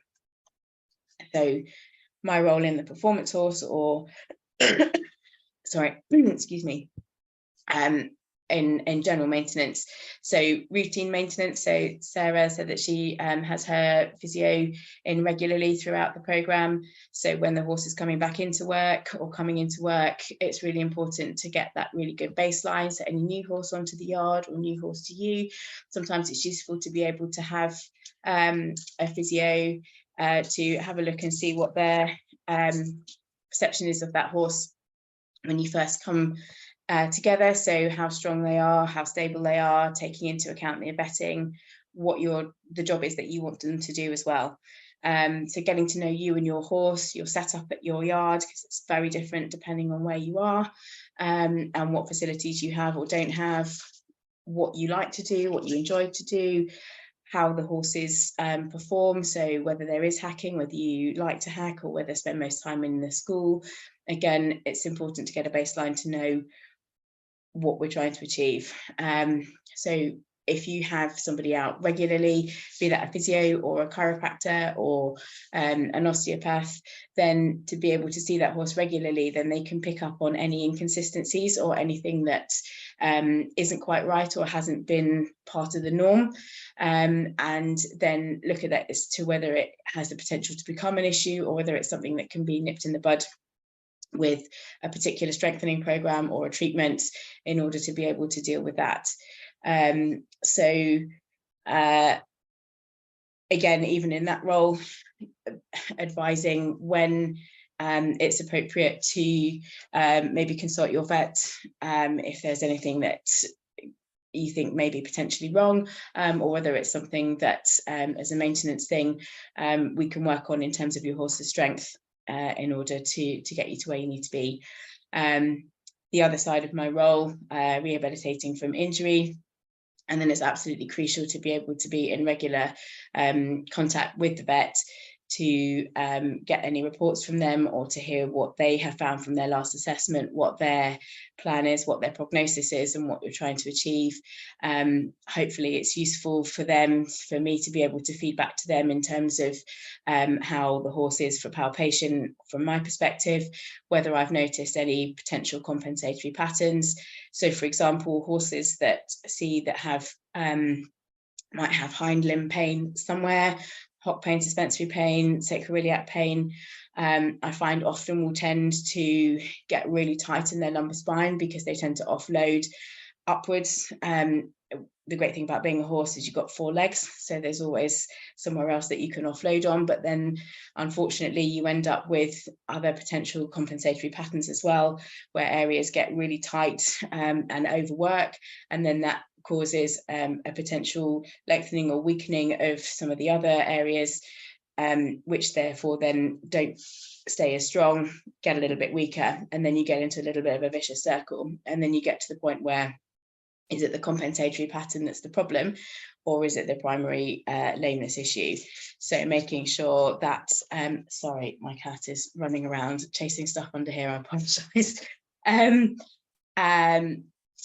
so yeah, whether it's compensatory patterns that we need to deal with. So that might be my role in that situation, might be to loosen off any tight areas over the back and pelvis, and to advise on appropriate exercises to help to improve the core stability, to help improve the abdominal control, so that you don't then continue to overwork the area that is tight. I think it's really important at this stage as well to mention about growth and young horses. So I do quite a lot with some of the studs and the race horses done when I see them as yearlings, and the differences in how quickly they change. So obviously in thoroughbred racehorse terms, they're being asked to perform at a really high level at a really young age, where their musculoskeletal system is very immature.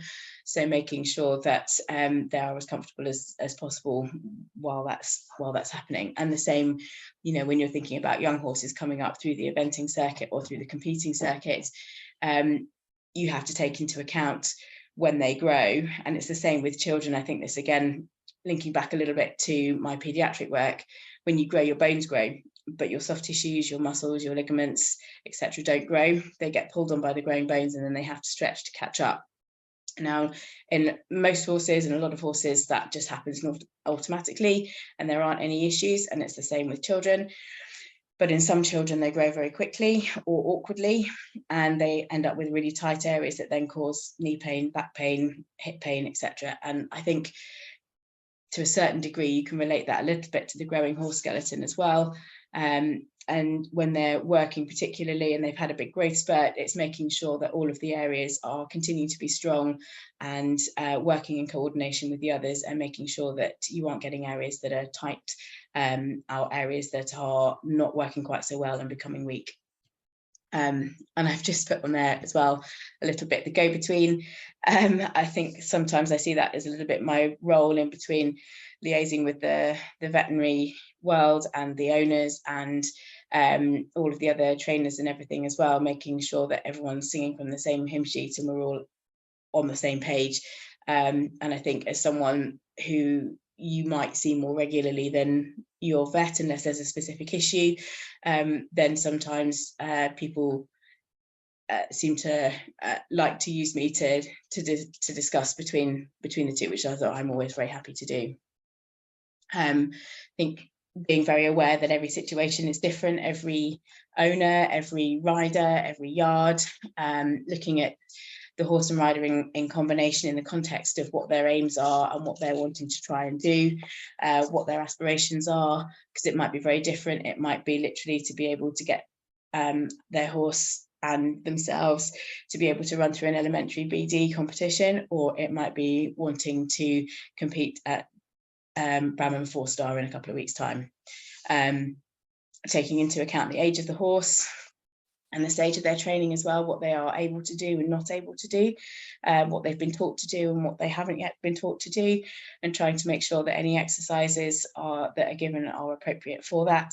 And life, taking into account life, time, outside pressures, factors out of your control.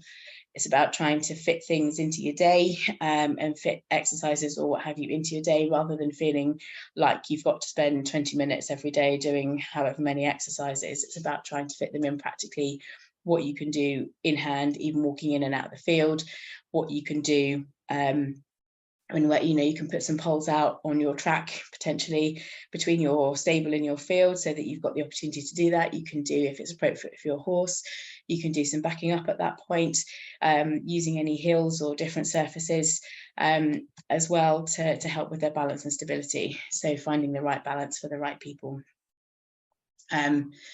I'm not going to bang on about core strength, but it is important, and it is making sure that the horse is strong enough to be able to do the job that it needs to do.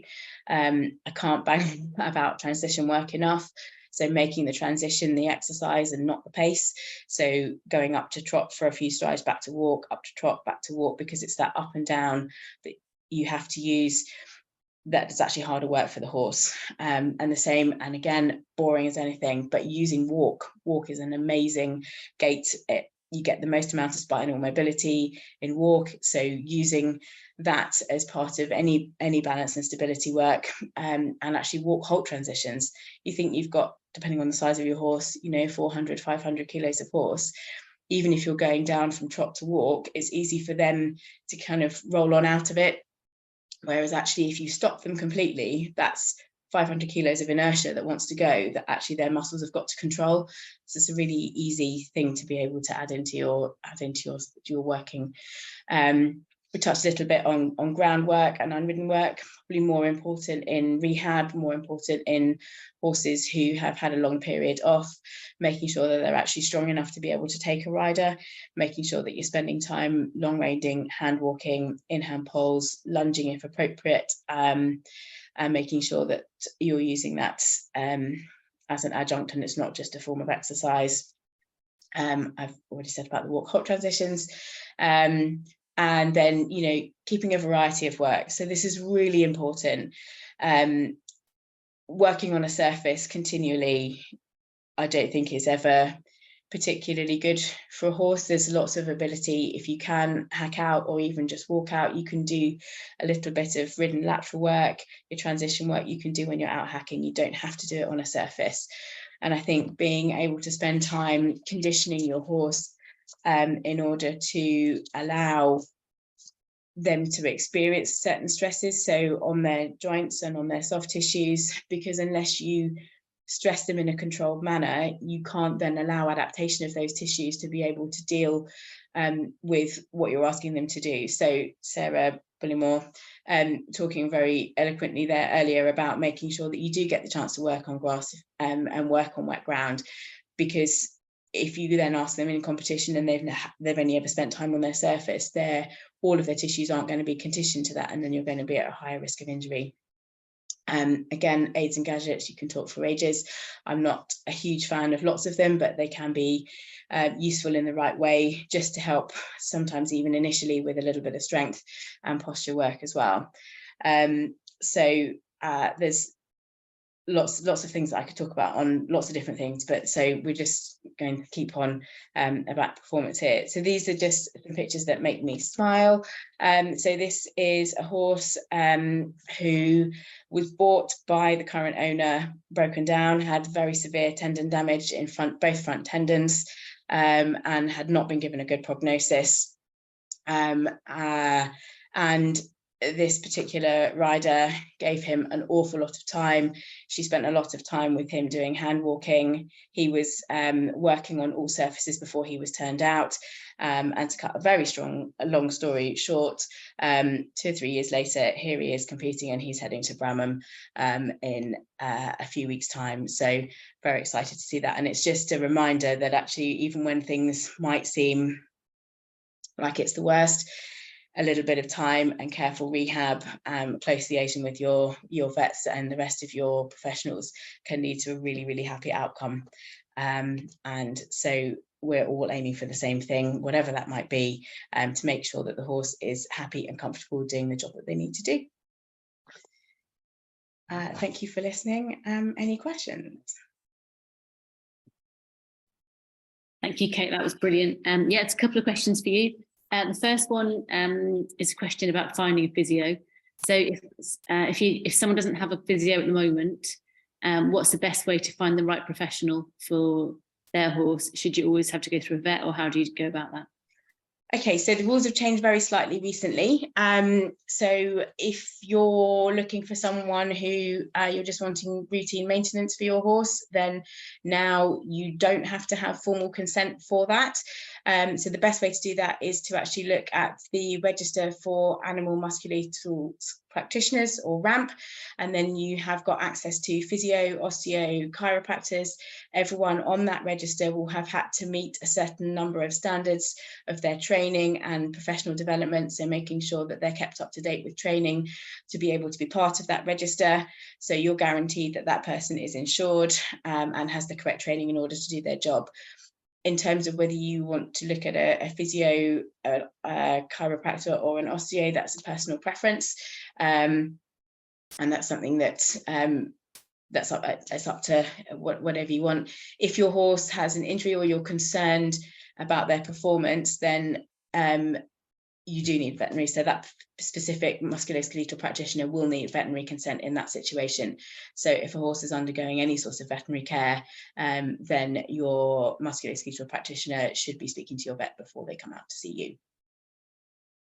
Okay, brilliant. And there's one more about at what stage of box rest or rehab would you ask your physio to step in? So, you know, at the end of box rest or further along, what's the ideal time? No, when it starts. Depending on what they're box resting for, then there are a variety of stable exercises that you can be doing. We had a horse who I was seeing through with one of the vets at Rossdale's who'd had a really significant injury to their shoulder, had a fracture, and they were on box rest for months. And we were able to, within that, do a variety of stable exercises to make sure that they didn't lose all of their muscle bulk and get into an awful posture. So I would say if you're on box rest, I would get somebody involved at that stage. What they'll do moving forward will depend on what the issue is and what the prognosis is. But no, as early as possible. Okay, excellent. Kate, thank you so much. It's absolutely brilliant. I really enjoyed that. Thank you. And so Katie's been waiting very patiently. So last but not least, Katie, do you want to talk to us about the importance of nutrition? Brilliant, thank you. Hopefully, is that viewing okay? Yeah, perfect. Brilliant. Okay, well, thank you very much, Emily, for the invitation to be a part of this evening. I'm very envious of those doing the actual challenge, and it's for such a brilliant cause. So I'm really chuffed to be part of the evening. So what I thought we'd sort of try and cover really, and some of the key points relating to sort of sports nutrition and why it's important. And I think there are a few sort of probably quite cliched phrases we can apply to this sort of topic, but you know, good nutrition certainly isn't going to guarantee that you will win, but poor nutrition really increases your chances of losing. And I still find it, even after 25 years, quite surprising just how few of the very top elite sort of athletes in our sport don't take nutrition perhaps as seriously as the equivalent professionals would in other disciplines. You know, you take cycling or something like that, where, you know, to the nearest gram of energy or starch or whatever it might be is kind of it's scrutinized, and yet we don't tend to sort of apply quite the same level of rigor to feeding our horses.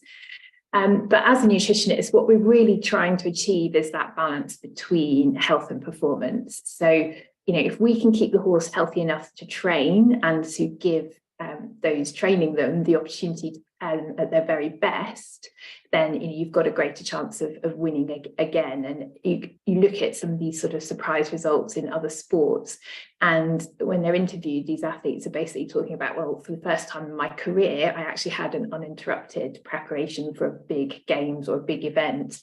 And so that training or run up to a big competition is so crucial. And you know, that's what we're trying to achieve, is sort of the one day that you're competing on is actually a tiny proportion of the whole process, and we're looking at that long-term health so that you can best prepare your horse for a particular event.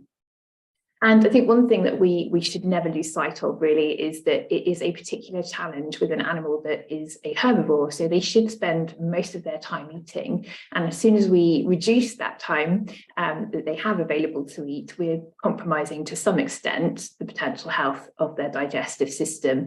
And there are lots of reasons why horses might reduce intake. When we're talking about a sports horse, there's a definite relationship between the fitter they get, very often that they will reduce their intake, and it's not always due to things like ulcers, which, you know, obviously if a horse is in pain, it's quite likely to be eating less. We also have examples of where if we compete in very hot climates, and we're seeing hotter summers like last year in 2018, where in an attempt to regulate their own body temperature, horses will typically consume less fibre, because when fibre is fermented in the digestive system, one of the byproducts is actually heat. So it's essentially the horse's central heating system. So in very hot conditions, they will naturally consume less fibre to regulate body temperature, and you know, that can have significant repercussions for their health. Fibre acts as a fluid reservoir in the gut as well, so it can have an impact on hydration. So these are all sorts of things that we need to take into account when sort of feeding and managing these horses. So forage, why is it important? Well, we tend to use it when horses don't have access to, in brackets, enough pasture, because we may well limit the time they have, even if they get turned out for half an hour or an hour. It might have some sort of mental benefits, but it's certainly not going to be making as significant a contribution to their nutritional requirements as it would for an animal that's out 24/7. And you may need to be managing your horse's weight and therefore restricting access to pasture. You may just not have access to pasture in certain training yards in Newmarket. There is no turnout, as an example. And also sometimes the value of the animal is such that people aren't willing to risk turning them out and risk significant injury.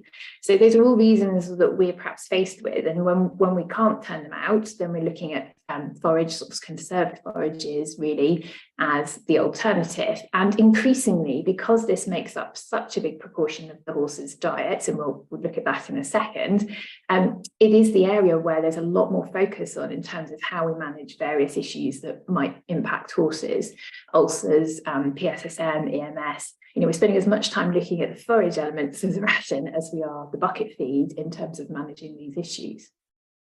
So the forage itself is actually supplying fibre, so it's broken down to produce energy, which the horse can utilise. So it's a form of slow release energy, but it is also the energy of the cells of the gut themselves. So the colonocytes actually use the end product of fibre fermentation to proliferate, to keep them healthy. And when we start to compromise fibre intake and reduce the amounts we're giving them, then there are various health issues that are repercussions of that. And Emily talked about ulcers as being a key one that we're probably all familiar with these days, but also there's a syndrome known as sort of leaky gut, which is where the health of the sort of colon is compromised. So we lose that mucus layer, which acts as a protection against acid and things eroding the colon, the colonocytes themselves, and that gut becomes more permeable. So it's allowing things that shouldn't pass from the digestive system into the body. And we can see a direct correlation between the level of fibre we're using and that sort of leaky gut issue. So it's not just an issue for the stomach with ulcers, it's affecting the whole of the digestive system if we're not using enough fibre. And I think it's still a really interesting phenomenon, even in, however sort of many years of research that has been carried out. We still don't really actually have a fibre requirement for horses in terms of what they need as a minimum amount of fibre every day. We talk about forage, so materials and feeds that are high in fibre, but we don't actually have a requirement for a sort of fibre value. So that in itself can be quite a challenge. But in terms of forage, what we're looking for as a minimal intake is at least 1.5% of the horse's body weight, even for a good doer, for their long-term management and sort of health and well-being. And that's on a dry matter basis. Now, there's lots of numbers, the whole sort of dry matter conundrum. If you're confused by that, then, ask for advice. That's what nutritionists and feed lines and helplines are there for, to help you with that, because it can cause confusion, particularly when you're comparing things like haylage, which has a much higher moisture content, so the dry matter is lower, and therefore you actually need to feed more, which is often very counterintuitive for people. But with hay, which is much drier, then you can, generally speaking, feed less of it to achieve that 1.5% of body weight. But as I say, if you find it all confusing, just ask for help, because that's what people like nutritionists are there to help you with. And one of the key sort of takeaway messages really is that it's always preferable to reduce the calorie density or the energy density of the forage rather than the volume. So in effect, what we want is more chews or more chew time for less calories, rather than reducing their intake and controlling their energy that way. So Emily touched on or sort of explored the ulcers, and I'm just going to touch on it a little bit, in the sense that certainly too little forage is well recognised these days as an increased risk for equine gastric ulcer syndrome. And, as I mentioned earlier, the performance horse typically has less time at grass, not always, but it is often the case. And we know that when they're grazing, it's the easiest way, in effect, to try and keep gastric pH in the squamous region. at 4 or above. And below that is generally considered to be that sort of too acidic and that risk level where we're significantly increasing the risk of ulcers. So that's one of our challenges, is trying to find other ways potentially of raising the acidity of the stomach contents. And that may be through the types of forages we use, which I'll touch on in a minute.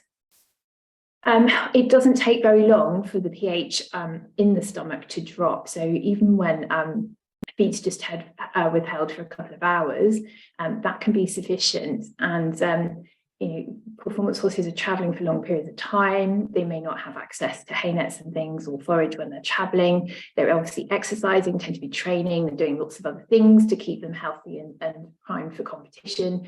And if they're doing several phases in at a one-day event, for example, then again, just the amount of time they're spent being ridden is going to reduce the time they have access to forage. So they are a high-risk candidate for this as an issue.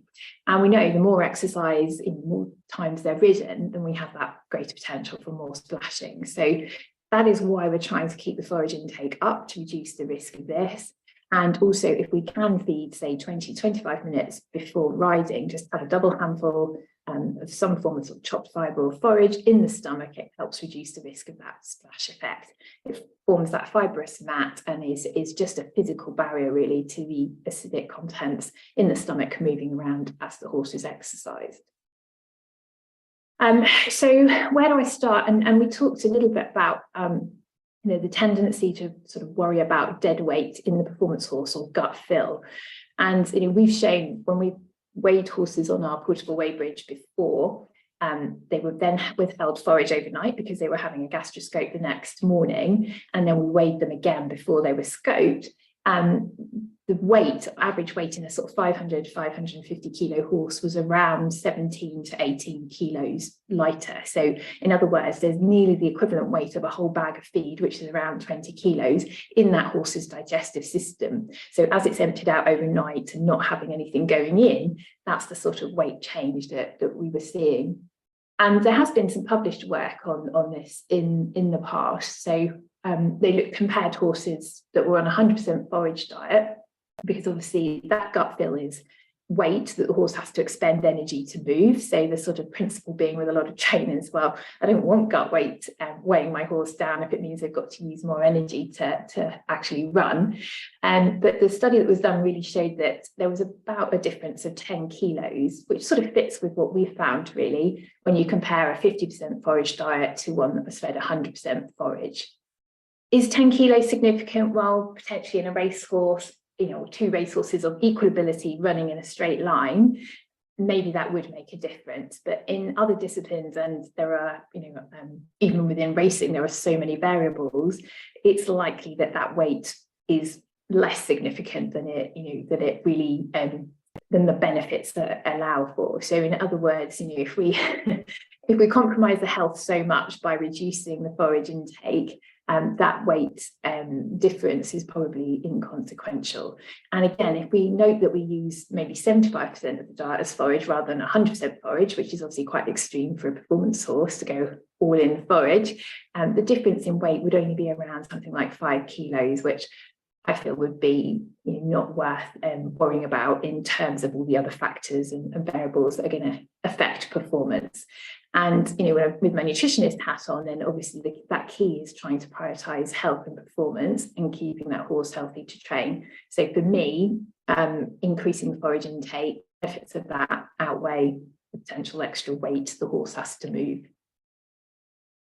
And the type of forage we use will have an impact obviously on the sort of amount of dead weight or indigestible material that is actually present in the digestive system as well. So on this sort of spectrum, we have straw on the left-hand side, which has a very low energy value, and that's because it's largely indigestible. So it has a lot of structural fibre from the straw being grown to maturity, or the cereals grown to maturity before they're harvested. So the stalky stems that we take and use as an ingredient in animal feed is very indigestible. So there's not a lot of energy, which is great if you have a good doer, and increasingly the warm bloods, they are very good doers. So we are using straw as an ingredient for even some high level performance horses because they need fibre without too many calories, basically. But as we work our way across at the other extreme, we have sugar beet, that's sugar beet shreds. If anyone's not familiar with what it looks like, you probably see them either as flakes or pellets these days, more commonly.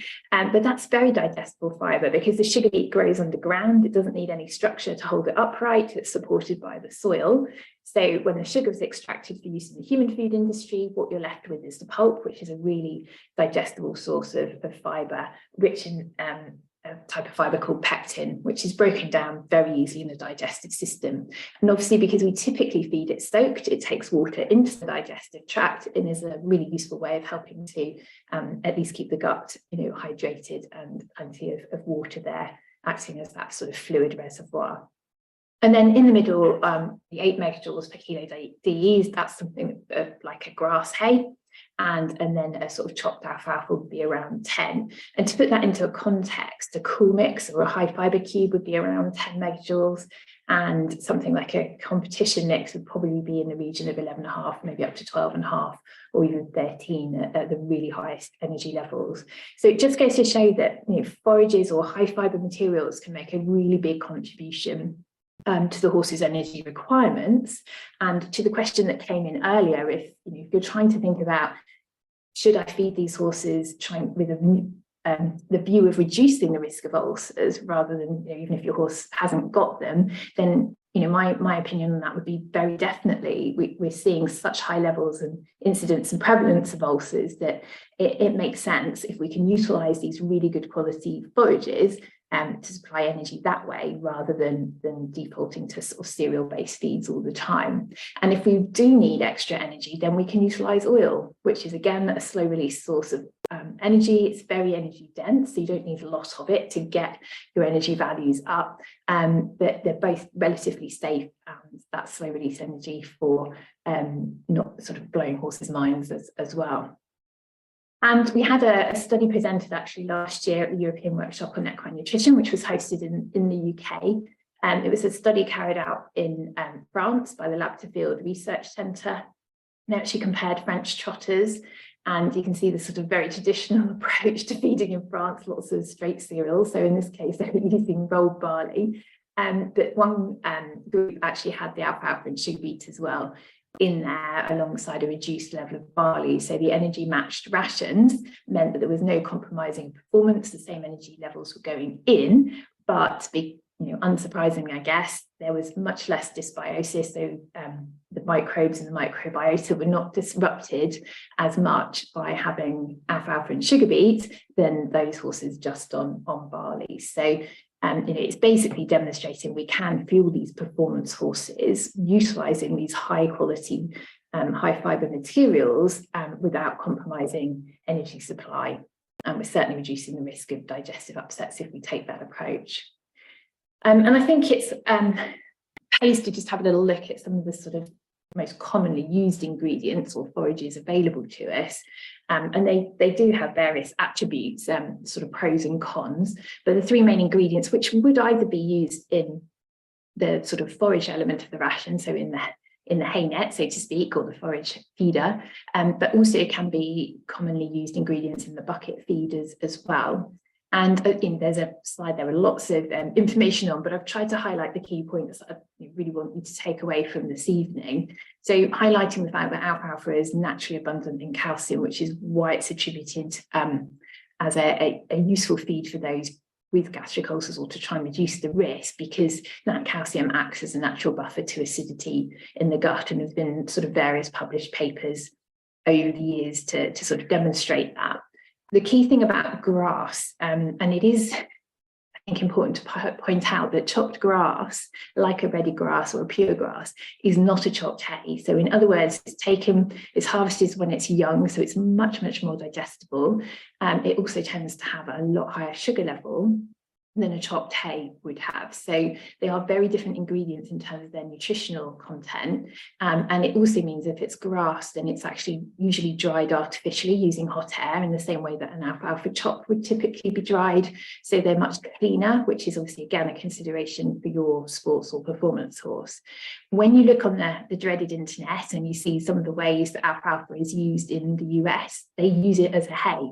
typically. So it is sun-dried like a grass hay in the UK would be, and the feeding rates are much, much higher. So they may well be using 10, 12 kilos, using it in big quantities like we would a grass hay. In the UK and across Europe, it's much more common to use it as a chopped fibre in a bucket feed. So although it's abundant in things like quality protein, alfalfa, the calcium in the alfalfa, if you were using it as a hay, there is a potential to overload, and you see these sort of dramatic pictures of enteroliths and things where the minerals have accumulated in the gut, but that's because they're using, at least 10 times more generally than most people would be using in the UK. So when it's used moderately, it's a great natural buffer and a really useful contributor to the nutritional requirements without overloading. When we move to things like cereal-based straws, so wheat straw, oat straw, whatever it might be, yes, they're low in starch and sugar, but they're also quite low in levels of other nutrients, things like minerals such as calcium. And it's why when they're used as the sole forage source, and it's really important to emphasize the fact that it's the sole forage source, that they can be associated with an increased risk of ulcers. It's one study from Scandinavia where they typically use basically all straw as the forage source. We don't, again, use it anywhere near those sorts of levels typically in the UK. And we're working really hard to try and sort of redress the balance here, because it's useful if you've got a good doer. It's very low in starch and sugar, so it's providing that fibre without the risk factors associated with things like weight gain, EMS, ulcers, etc. But people are very prejudiced against it because they just see straw and ulcers and put the two together. But up to about 50% of the ration, it's been demonstrated now in further studies, it's absolutely fine. There is no sort of increased risk of ulcers at that level. Obviously, do bear in mind things like dentition, any history of sort of impaction colics and things. Talk to your vet if you're in any doubt, but don't dismiss it just because you think it's going to cause ulcers. And again, another sort of area I want to touch on is that there is sugar in every form of grass-based forage. Okay, so if we take 10 kilos of hay, which a big, large net can easily hold if you ram it in there, it would contain around 1 kilo, so a whole pack of silver spoon sort of sugar in that 10 kilo net, because it is 10% simple sugars very typically. And if we start to add in things like the storage sugars, the water-soluble carbohydrates, some of the ones we've been analysing in these really long, dry, hot summers have been in upwards of 30-35% WSC. So there is potential for a huge amount of sugar in these grass-based forages. And this is why I don't want people to dismiss straw, because replacing half of your hay with straw can be a great way of maintaining fibre intake, but reducing sugar intake. And if you do have a horse with EMS, PPID, PSSM, all those sorts of issues, straw is a really valuable raw material, and we shouldn't dismiss it. But just to put that in context, if we take a kilo of sugar, it's 16 megajoules. A horse, 500 kilos horse maintenance requirements is only around 75 megajoules. And that's just the energy coming from the sugar. When we add in the energy that the horse can get from it, from the fibre element, it's supplying 40 to 50 megajoules. So again, forage and sort of hay and pasture combined can easily meet the maintenance requirements and of a horse, sort of 500 kilo horse. And then if we're actually adding in other sort of high quality fibres, we can go quite a long way to supporting horses even in sort of moderate to hard work with enough energy from this sort of ration. And the last sort of key point really that I wanted to touch on was the benefits of using fibre in the sense of behaviour. So we've talked about the sort of slow release energies from fibre and oil as well. It's a few years ago now, but we did try to sort of start a sort of preliminary study. Whenever we're using live horses, it's you're limited in numbers and things, and this was our use of a heart rate monitor. It was very different to how Sarah's using it, because these horses didn't get out of a walk, but we were just using them to sort of monitor heart rates as some form of physiological measure on the two different diets. So they were energy matched, and we were using a fibre and oil combination, which happened to be our alpha molasses free, versus a cereal-based concentrate mix with the same energy value, but 22% starch as opposed to a 2% starch fibre and oil combination. And I'm not a big behaviour researcher, but these are recognised sort of ways to test horses' reactivity to various things. And I think there's also papers where they've sort of opened an umbrella, stood next to horses, and I defy any horse not to react to that. But anyway, we used these sort of red tapes as curtains, and we also had sort of white noise playing behind buckets of feed, which are reasonably well recognised measures to determine reactivity. But effectively what was found was that horses fed cereal-based mixes had higher sort of heart rates and less consistent behaviour compared to those fed the fibre-based diet. And this was done with school horses in a university. There have been subsequent studies done with sort of naive ponies, so taken from like the Welsh ponies off the hills, and sort of similar tests, and finding that the sort of results were reproducible, which has been published.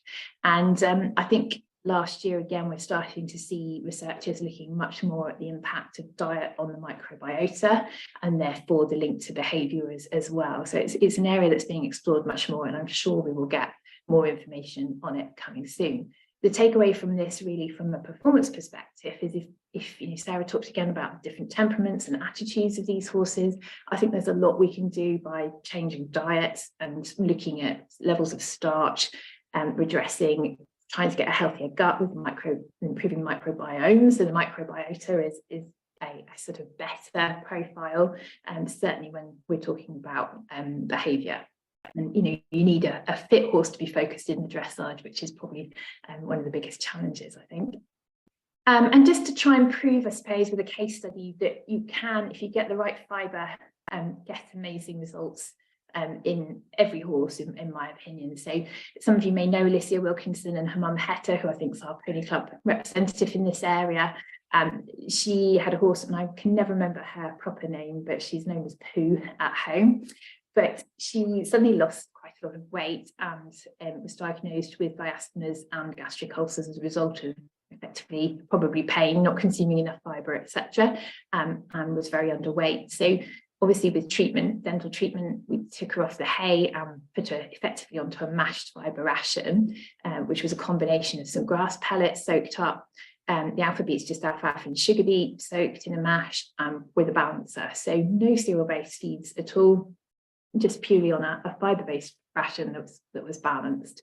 And you know, I think for me, she looks a picture of health, of how a horse, an elite athlete, should look. Sort of great shiny coat, obviously, but good muscle tone. You can just see some ribs. That's the right weight and how an eventer should look, in my opinion, and done with basically a fibre-based diet. So thank you very much again for obviously attending and contributing to this really important cause. If there's anything I can answer tonight, then I'm more than happy to take questions. I'm just getting a bit late, so if you want to follow up with any questions for the team who you can see there, please do. Thank you.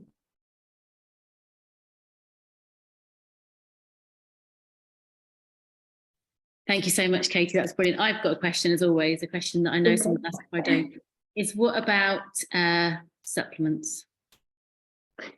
Well, this, yes, we could do a whole evening on supplements, couldn't we? I think as a rule, if you are looking to balance the ration and it's a broad spectrum vitamin and mineral supplement, then absolutely, they are at the moment quite a cost-effective alternative to things like balancers. If people are sort of questioning the prices of feed at the moment, then they can be a really useful alternative. Obviously, things like electrolytes for a performance horse goes without saying, because you're replacing the salts lost in sweat. And then it really comes down to if you have a specific need or issue that you're trying to target. Ulcers, it's very difficult because there are lots of different things that people will use, and sort of very few of them have probably actually had any sort of scientific study to them. It's difficult to know where to stop on the kind of whole supplements issue, because the veterinary medicine directorate don't view them very positively in terms of we can't put the beta egus mark on them or do anything like that, because they see them as medicinal by presentation. So we are quite limited into what claims and things we can attribute to them. There have been some studies done looking at things, I think that turmeric, where people were concerned that they increased the risk of gastric ulcers, and there was certainly a study done in the US to show it didn't. It was perfectly safe to use for, I think it was a 6-week period. But yeah, it's. Do you have one in specific one you were thinking of? No, I like to just poke the bear. Just wondered if.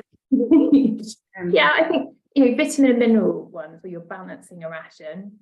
They're a very cost-effective way to do that, and we know that if you're using a forage-based ration, it isn't balanced. Plants reflect the soil they're grown on. We're deficient for copper and selenium in the UK, so you've got to be looking for sources of trace minerals, particularly in a performance horse, to be a balanced diet. It's the other bits where it starts to get, and the claims associated with them, where it gets very difficult. I'm going to probably sit on the fence on that one a bit. Very diplomatic. Okay, just very final question for the evening, and then we'll let everyone get off. Is a question about why the prevalence of laminitis is increasing. Whether you have a view on that? Of laminitis increasing? Okay, that it's interesting to sort of that someone views that, because if anything, I would say laminitis is pretty much plateaued. When you look at the data from things like the health surveys that are done by Blue Cross, it's usually somewhere between 7 and 8% that are reported. Obesity is certainly increasing. So I think there's estimates anywhere between 40 and 80% of the sort of leisure horse population are overweight or obese. And I think that's largely due to the fact we're just normalising obesity, unfortunately, as everybody gets bigger. And it's really hard because it's often said in jest, and you don't want to cause offence. You sort of politely talk about them being, in good condition, which is very euphemistic for something that is really bad. But yeah, I think, again, that's another whole topic in its own. I think we're just becoming more and more sensitive to people talking about it and thinking that actually this is normal, and he's a cob, isn't he, or he's a native, so that's normal for them, and it's not the case. And there's just one last comment about feeding straw and the risk of impaction colic. Have we got any views on that? Or I would say straw has been used as an ingredient for decades, so it's in most of the cropped fibre feeds you'll find on the market intended for leisure horses. So straw as an ingredient per se is not a problem. It's quantity, how quickly it's introduced, how much the horse is having at any one time, and how quickly it consumes it, and obviously if there are any dental issues. But there have been numerous studies. We've just been doing a trial with Writtle College actually on using it as a sort of substitute for haylage, which followed on from the Scandinavian work that was published about 18 months ago. They used up to 50% wheat straw. We've just done up to 50% oat straw with no adverse effects, but it's mixed in with hay, so it's not all the straw in one go, which I think is probably where your highest risk is. If a greedy horse put on a straw bed, stuffs a load of straw in, you potentially have a much greater risk, especially if they're not chewing it very well. But if it's introduced gradually as part of a mixed ration, the level of risk is reduced. But if they have a history of colic, and I'm sure from a veterinary perspective, you probably avoid it like the plague. But it's just that could be such a useful ingredient for. You see so many horses where they've plateaued for their weight, and they're reaching for medicines and drugs and things to try and stabilize blood glucose or whatever it might be, or in insulin levels. And actually, if we just could bring straw into the ration, they could still actually have a lot more forage and a lot more chew time, and probably be a happier horse as a result. What was interesting about the Scandinavian study, and sorry to go on, but because the straw slowed them down so much, there was basically in the evening no discernible insulinemic response to that sort of meal, in inverted commas. So for a dysregulated horse, that's huge, because we're not basically spiking the insulin at all if we slow them right down. So it's sugar intake and rate of intake that's so important. That's brilliant. Okay, well, no, that is. I mean, in fact, I feel like I should prescribe straw more often, actually. But just a final to say thank you so much to all our speakers for such a wonderful evening. Thank you so much to VetPD for hosting, and thank you again to the sponsors. I hope you've all enjoyed it as much as I have. And like everyone said, all the money is going to the Forces Wives Challenge. So thank you all so much for being here. It's been a really great evening, and hopefully we'll see you all again soon. Brilliant. Thank you, Emily. Cheers. Emily. Thank you. Bye. Thank you. Bye. Thank you, Emily.